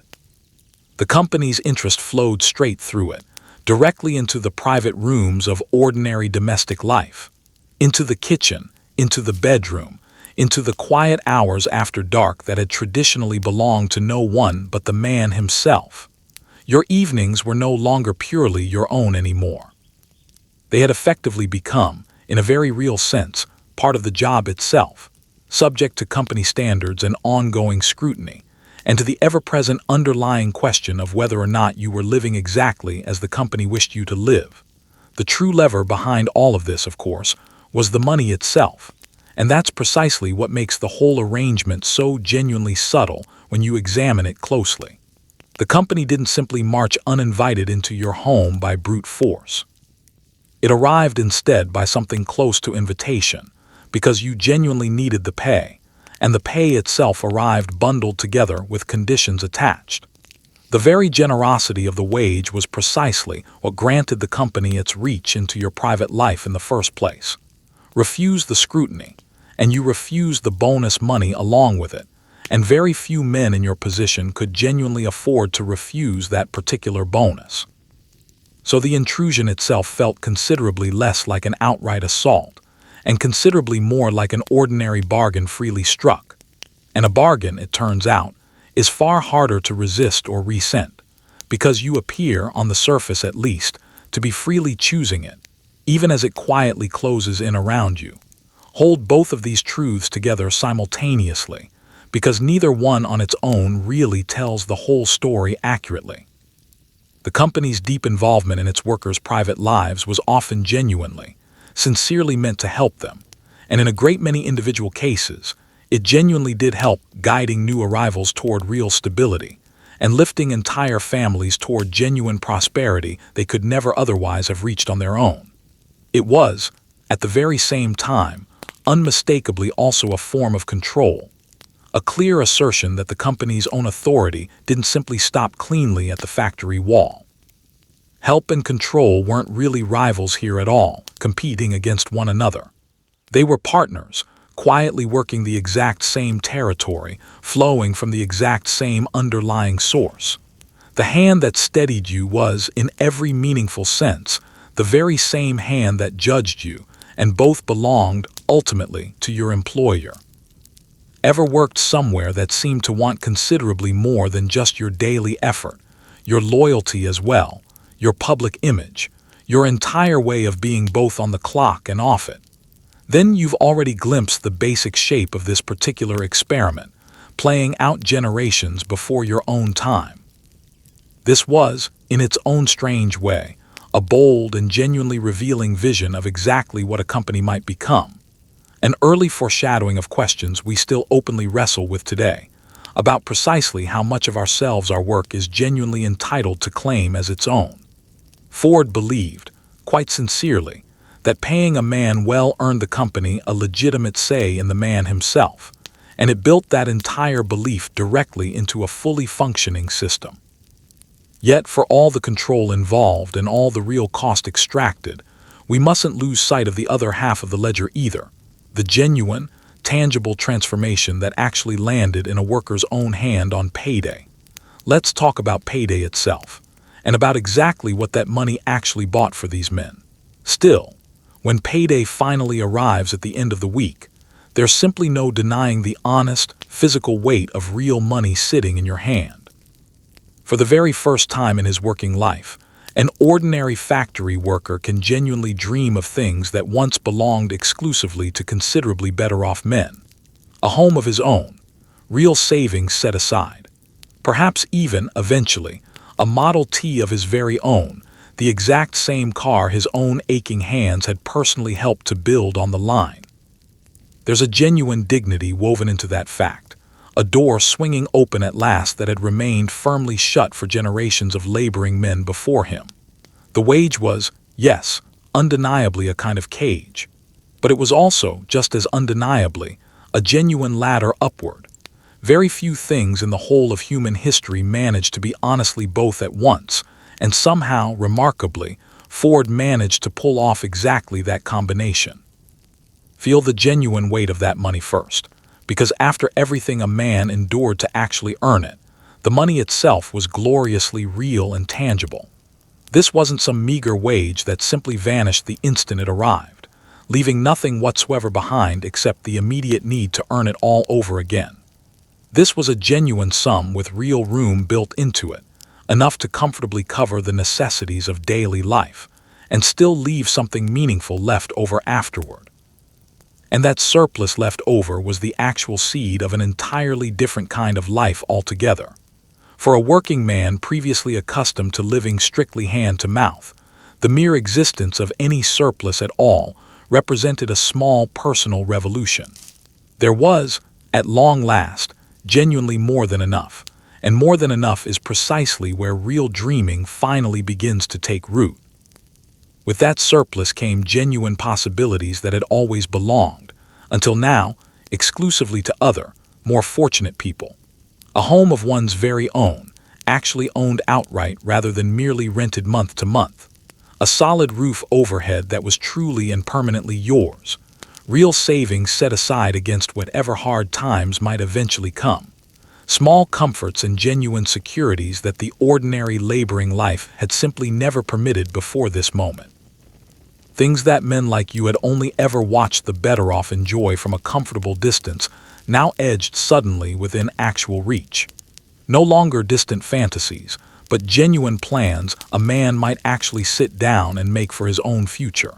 The wage itself didn't just pay for today's needs. It funded an entire future, which is a thing the poor are so rarely ever permitted to have for themselves. And there was a particular, unmistakable sweetness in the very possibility of owning a Model T someday. The exact same car your own two hands had personally helped bring into being on the line, day after day. A worker might now genuinely aspire to eventually drive off in the very machine he had spent his working days assembling piece by piece.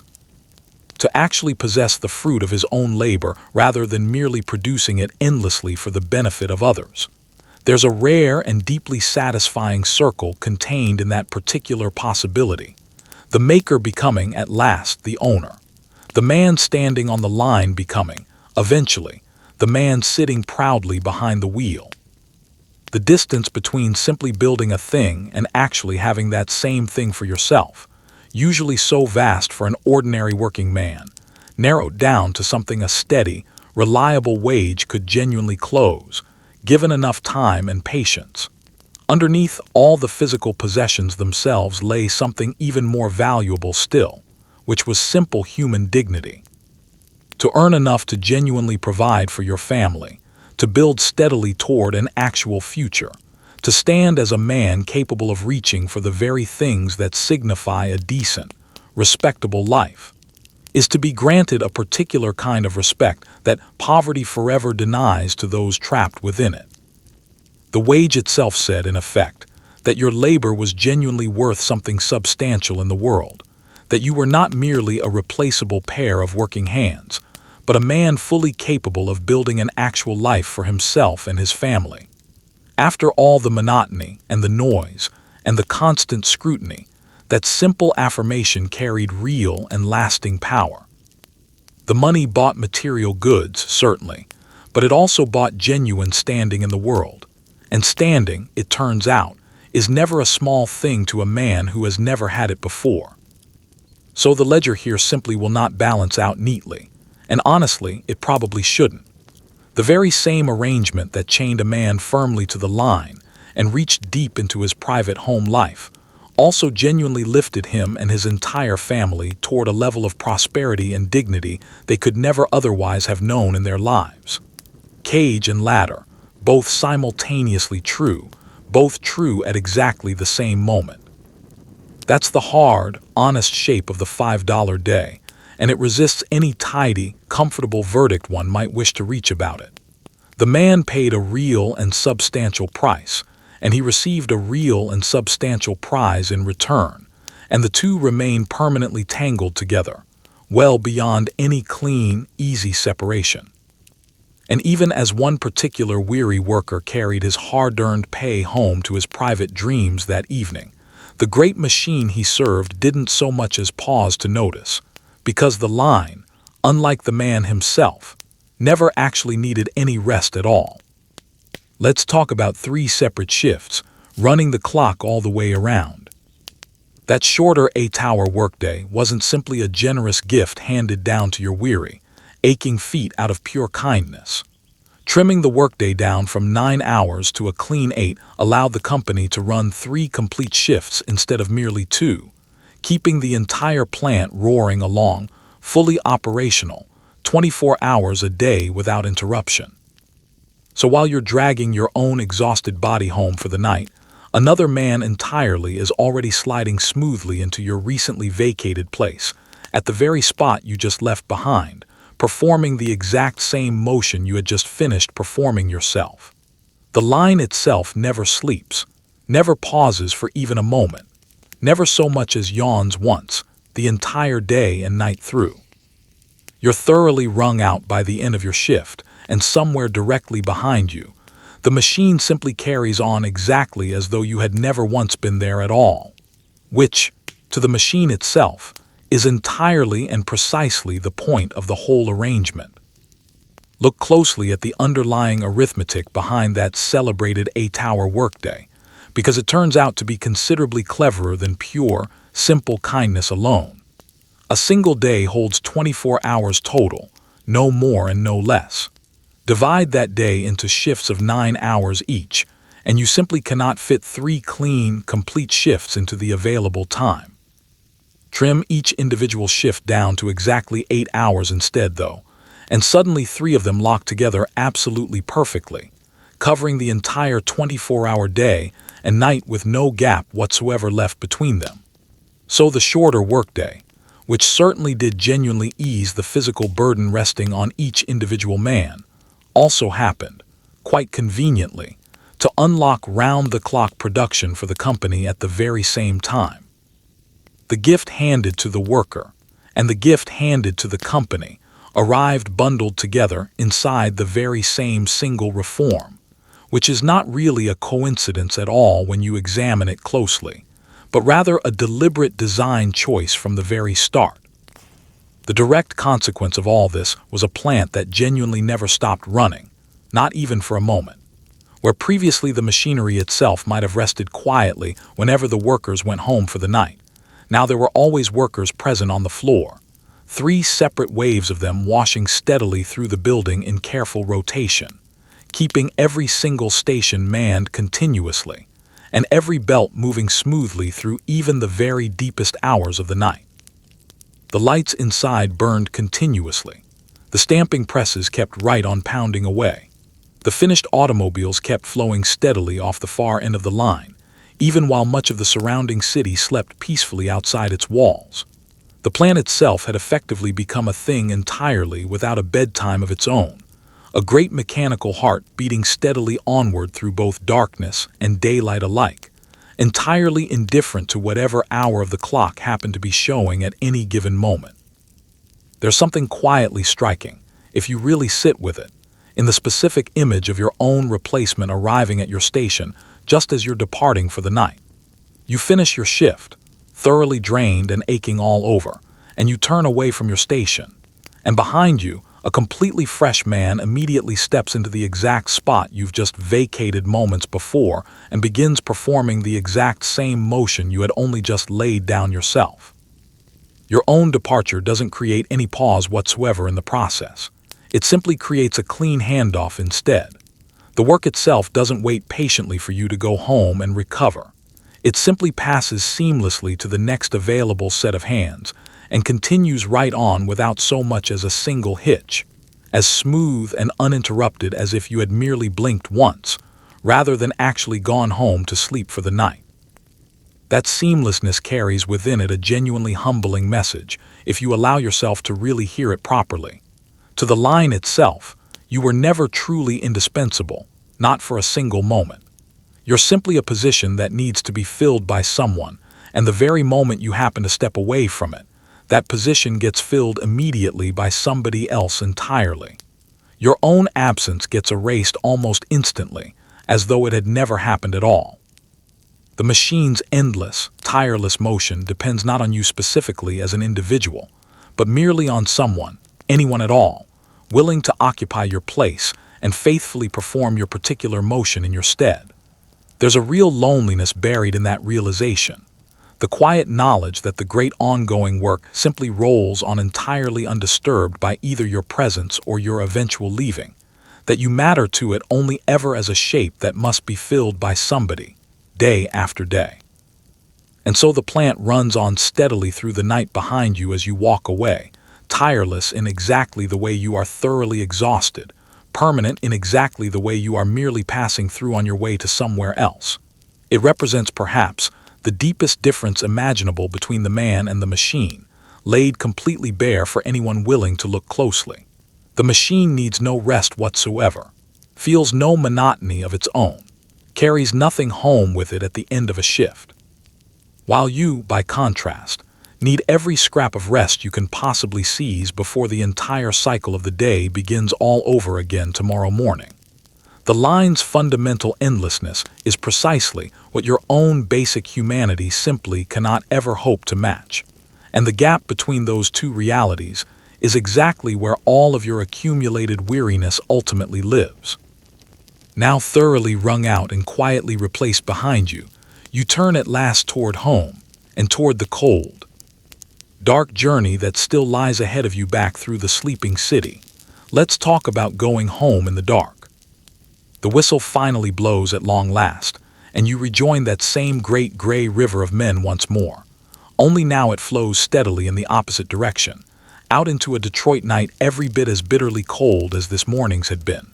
Your ears are still faintly ringing from the day's roar. Your hands are still drifting slightly on their own accord, seemingly independent of your conscious will. And your feet, quite understandably, have filed several formal complaints of their own by this point. Back at the boarding house waits a bit of modest supper, a shared room, and the loud, particular silence of too many tired men crammed together into far too little available space. There's no relaxing hobby waiting for you there. No pleasant evening of genuine leisure stretched out ahead. Just the narrow, practical business of resting enough to be able to do the entire thing all over again come morning. Tomorrow waits for you like a bill you simply cannot avoid paying, no matter how tired you happen to feel tonight. The shift whistle itself is a strange kind of mercy, when you really think about it, the one truly welcome sound of the entire day, finally releasing you from the belt's demands at long last. And out you pour, back into that same familiar river of men, the identical current that carried you in at dawn now reversed and flowing steadily homeward through the darkness instead. The cold that greeted you at dawn this morning has genuinely never actually left throughout the entire day. It simply waited patiently the whole time, and now greets you again completely unchanged, biting straight through your worn clothes as you begin the long, familiar trudge back toward the boarding house. Morning and evening bookend your entire day with identical, matching chill, almost as if the weather itself were deliberately determined to remind you that genuine comfort simply isn't on today's schedule, and never really was. You carry the plan itself back out with you, quite literally, inside your own body. Your ears ring faintly with the lingering memory of the roar, that ceaseless clamor still echoing quietly inside a head grown far too accustomed to it by now. Your hands, so thoroughly locked all day into their single repeated motion, continue to drift and twitch now with a will that isn't entirely your own anymore, still half performing the very task the shift whistle had technically ended some time ago. Your feet, having stood and strained through the entire length of the shift, ache with a deep, insistent complaint of their own that shows no sign of quieting down soon. You're leaving the plant behind physically, certainly, but the plant itself isn't entirely leaving you in return. It rides quietly home with you inside your ringing ears and your restless, still-moving hands, an uninvited passenger you never actually asked to bring along. And home, once you finally reach it, offers genuine rest, certainly, but very little in the way of real comfort alongside it. There's the same boarding house waiting for you again, the same shared room, the same crowd of other equally tired men packed together into far too small a space, each one of them just as thoroughly wrung out as you are yourself tonight. There's some supper waiting, plain but genuinely welcome after such a long day, and then the narrow prospect of sleep stretching out ahead. What there isn't, notably, is anything resembling actual leisure time. No pleasant evening stretching out invitingly before you. No spare time or energy left over for pursuits that might genuinely feed the spirit, rather than merely restoring the tired body for tomorrow's demands. The evening itself isn't really a reward for the day's hard labor at all. It's simply the necessary maintenance that tomorrow's labor will require of you in turn. That's the quiet grimness woven into the whole arrangement. The way the entirety of life outside the plant walls gradually shrinks down to nothing more than mere preparation for spending more time back inside those same walls tomorrow. You rest, not to genuinely enjoy that rest for its own sake, but simply to be fit and ready for tomorrow's shift once again. You eat mainly to have the physical strength required to work. You sleep primarily so you'll be able to stand at your station once more come morning. The line's reach, which we've already traced carefully into your home, into your private habits, and into your very sense of self, extends fully into this quiet evening as well, claiming even your recovery time for its own ultimate purposes. Your supposedly free hours aren't genuinely free at all, in the end. They're simply the pit stop position between one shift and the next, measured out carefully for pure function rather than for any real joy. Ever come home from a long day so completely spent that the entire evening ahead felt like nothing more than a quiet countdown to sleep, before doing the whole exhausting thing over again tomorrow? Then you already know this particular flavor of bone-deep tired quite well yourself. So the day finally closes exactly as it had opened many hours earlier, in cold, and in genuine weariness, the man himself thoroughly emptied out, and the great machine still humming quietly somewhere behind him in the darkness of the night. There is supper waiting, and there is the crowded room, and there is the quiet knowledge that tomorrow will demand exactly the same things of you that today already did, without exception. You've earned your genuinely remarkable wage today, and you have paid your equally remarkable price for it in return. And now, you have only to lie down at last and gather whatever rest you can manage to find before morning arrives once more. But even rest itself, it turns out, doesn't fully release a man from the line's grip entirely, because the line has one final place left to follow him into, the strangest place of all. Let's talk about lying awake in the dark, and somehow still hearing the line running on inside your own head. You finally lie down for the night, and here's the strangest part of this entire long day. You close your tired eyes, and the line itself is somehow still right there with you. In the darkness behind your own eyelids, You can still hear the clatter of it, can still feel the underlying rhythm pulsing quietly along. And your hand gives one final small, involuntary twitch, reaching out instinctively for a bolt that simply isn't there at all. This is both the true underlying price of your entire world, and simultaneously its true marvel as well. A job that genuinely fed your family through the day, and then quietly followed you straight into your dreams that same night. Consider carefully what it actually means for the work itself to reach even into this final space, into the last true refuge a man has left available to him. Sleep is supposed to be the one place where the day's labor finally releases you entirely, where work and worry both simply dissolve away, and you belong wholly and completely to yourself once again, if only for a few hours. But the line doesn't honor that particular boundary any more faithfully than it's honored any of the others we've already discussed tonight. It comes to bed right alongside you, into the quiet darkness where there's nothing left to occupy your senses and distract your mind. The day's rhythm rises up entirely unbidden. The phantom clatter returns. The ghost of the motion lingers on, the belt still sliding along somewhere behind your closed, resting eyes. The one single place the work should genuinely never be able to reach turns out, in the end, to be precisely the place it reaches most completely and most thoroughly of all. The small, involuntary twitch of the hand is the perfect emblem of that whole reality, isn't it? There you lie, perfectly still and fully at rest, and yet your own hand reaches out entirely on its own accord for a bolt that exists only within the deep grooves the long day has worn permanently into you over time.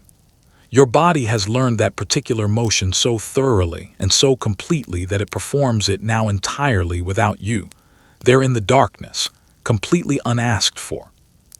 It's faintly eerie, and at the very same time, deeply and unmistakably human, all at once. The flesh itself remembering faithfully what the conscious mind would gladly choose to forget if it only could, the labor itself quietly outliving the actual shift by many hours afterward. This is the true and final price laid bare in the darkness of the night. The wage itself was genuinely real, and the price paid for it was equally real. And here, right at the very end of the long day, that price finally shows its complete and honest face. The job didn't merely tire out your body and dull down your working hours through the day. It got inside you somehow, took quiet root in your own senses, in your reflexes, and in your sleep itself, until you could no longer be entirely free of it, even deep within your own private dreams. That's a genuinely steep price to pay in the end, steeper, in many ways, than the aching feet or the persistently ringing ears, because it reaches directly into the one part of you that was always supposed to remain safely beyond any employer's grasp. The line claimed even that final piece for itself in the end. And yet, in that very same breath, there remains the genuine marvel of it all too. It would be a lie to speak here only of the cost involved, and nothing more. This is the very job that fed your family through hard times, that lifted you steadily toward an actual home, real savings, and a genuine dignity your own fathers back home never once knew in their own working lives. That paid out the extraordinary wage which quietly changed the entire shape of your whole life going forward. The same work that haunts your sleep tonight is the very same work that bought your family an actual future. The price and the prize aren't really two entirely separate things at all, in the end, but rather one single thing, felt simultaneously from two different sides at once, tangled together permanently in the tired body lying quietly in the darkness. You cannot genuinely have the one without also accepting the other, and on some level you already know this. And still, tomorrow, you would rise once more and do it all over again regardless. That's the strange and genuine grandeur hiding within your own small place inside a vast new age unfolding around you. You're one single man making one single motion, and the accumulated sum of 100,000 such motions, repeated endlessly, is an entire country genuinely transformed. An entire era of machines and rapid movement and mass production being quietly born, one single bolt at a time. The modern world itself is steadily assembling itself through hands exactly like yours tonight. And in return for that labor, it presses its own steady rhythm so deeply into those same hands that they continue twitching with it even in sleep, hours later. You are building this new age, and this new age, in turn, is quietly building itself directly into you as well. And somehow, remarkably, the two turn out to be one and the same quiet miracle, viewed from opposite sides. Ever felt an entire day's hard work still moving faintly through you as you finally drifted off to sleep that night, unable to clearly tell any more exactly where the job actually ended and where you yourself truly began? Then rest easy tonight, because at long last, the motion can finally slow down, and the humming can gradually fade away, and you can let the remainder of this story wait quietly for tomorrow. So there it is. A single day inside the great glass palace, laid out completely from beginning to end. From the freezing rented bed before dawn, all the way to the phantom twitch of a tired hand in the darkness of night. You woke in a cold, borrowed room, crossed a frozen, half-lit city on foot or crammed into a swaying streetcar, punched a clock that quietly swallowed your name whole and handed you back a number instead. Stood at your station making one small motion, over and over, until that motion learned to make itself without you. You endured the roar and the heat, and the ever-watchful foreman standing just behind your shoulder. You whispered to the man beside you without ever once moving your lips. You bolted down a cold lunch against a clock that never once blinked, not even for a moment. You earned the wage that pulled an entire country toward Detroit in the dead of winter, and you paid for that wage with pieces of your privacy, your craft, and a quiet corner of your own peace of mind. It's easy, from the comfort of a warm bed 100 years later, to see only the strangeness in all of it. The company investigator standing uninvited in someone's kitchen, the melting pot pageant staged for a watching crowd, the belt that never once slept through the night. But spare a genuine thought, before you drift off tonight, for the actual men who stood on those very lines, and who somehow turned raw monotony into a mortgage payment, who turned bone-deep exhaustion into an actual home of their own, who turned one small, repeated gesture into a future their own fathers could never have dared to dream of back in the old country.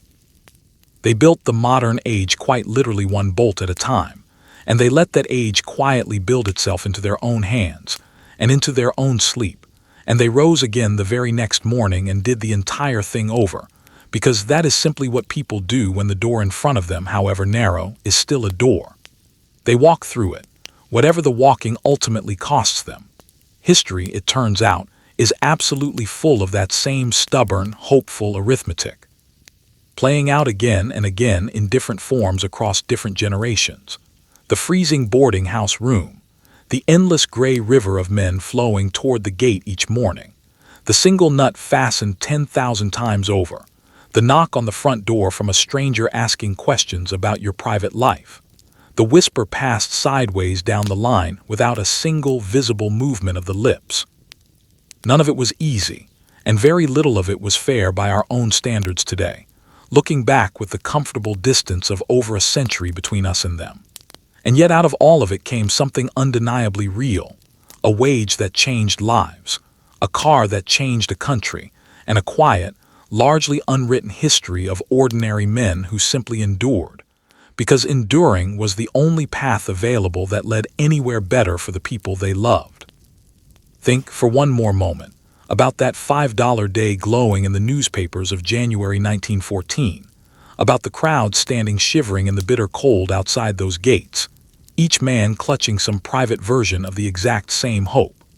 Think about the sociological investigator walking up some ordinary front path with a clipboard tucked under one arm, and the particular mixture of gratitude and quiet resentment that knock must have stirred up behind so many different doors. Think about the melting pot ceremony, the old clothes folded away, and the new suit put on in their place, waving a small flag toward a crowd of strangers.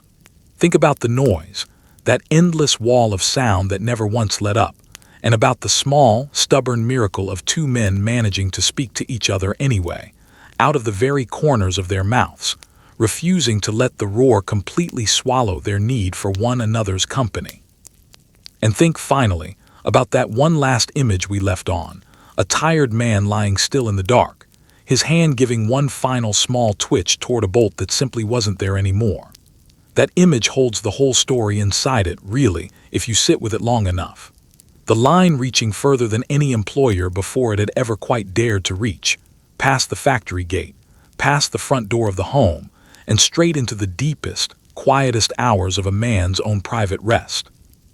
And yet that same man rising again the next morning regardless, walking back out into the cold, because on the other side of all that enduring waited something worth reaching for, a home, a future, a small measure of dignity that no earlier generation of working men in his own family had ever quite been able to claim for themselves.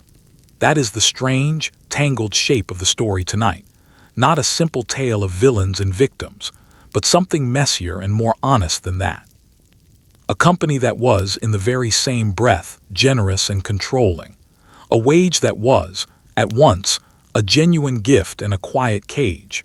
A job that hollowed a man out during the day and yet filled his family's future with real possibility in return. Both things true together, neither one canceling the other out. Both of them simply sitting there side by side, exactly as they did in the lived reality of 100,000 ordinary men who walked through those gates over the years, and who, in their own quiet way, ended up building the modern world we all still live inside today. So tonight, as you settle down into your own soft bed in your own quiet room, with no shift whistle waiting to call you anywhere in the morning, and no clock silently counting off your minutes while you sleep, maybe take just one small moment to think of those tired men in Detroit, so many years ago now, whose aching hands, one bolt at a time, quietly helped put the whole world on wheels. Rest easy now. The line has finally stopped for the night, and you, unlike them, are entirely free to simply let the day go.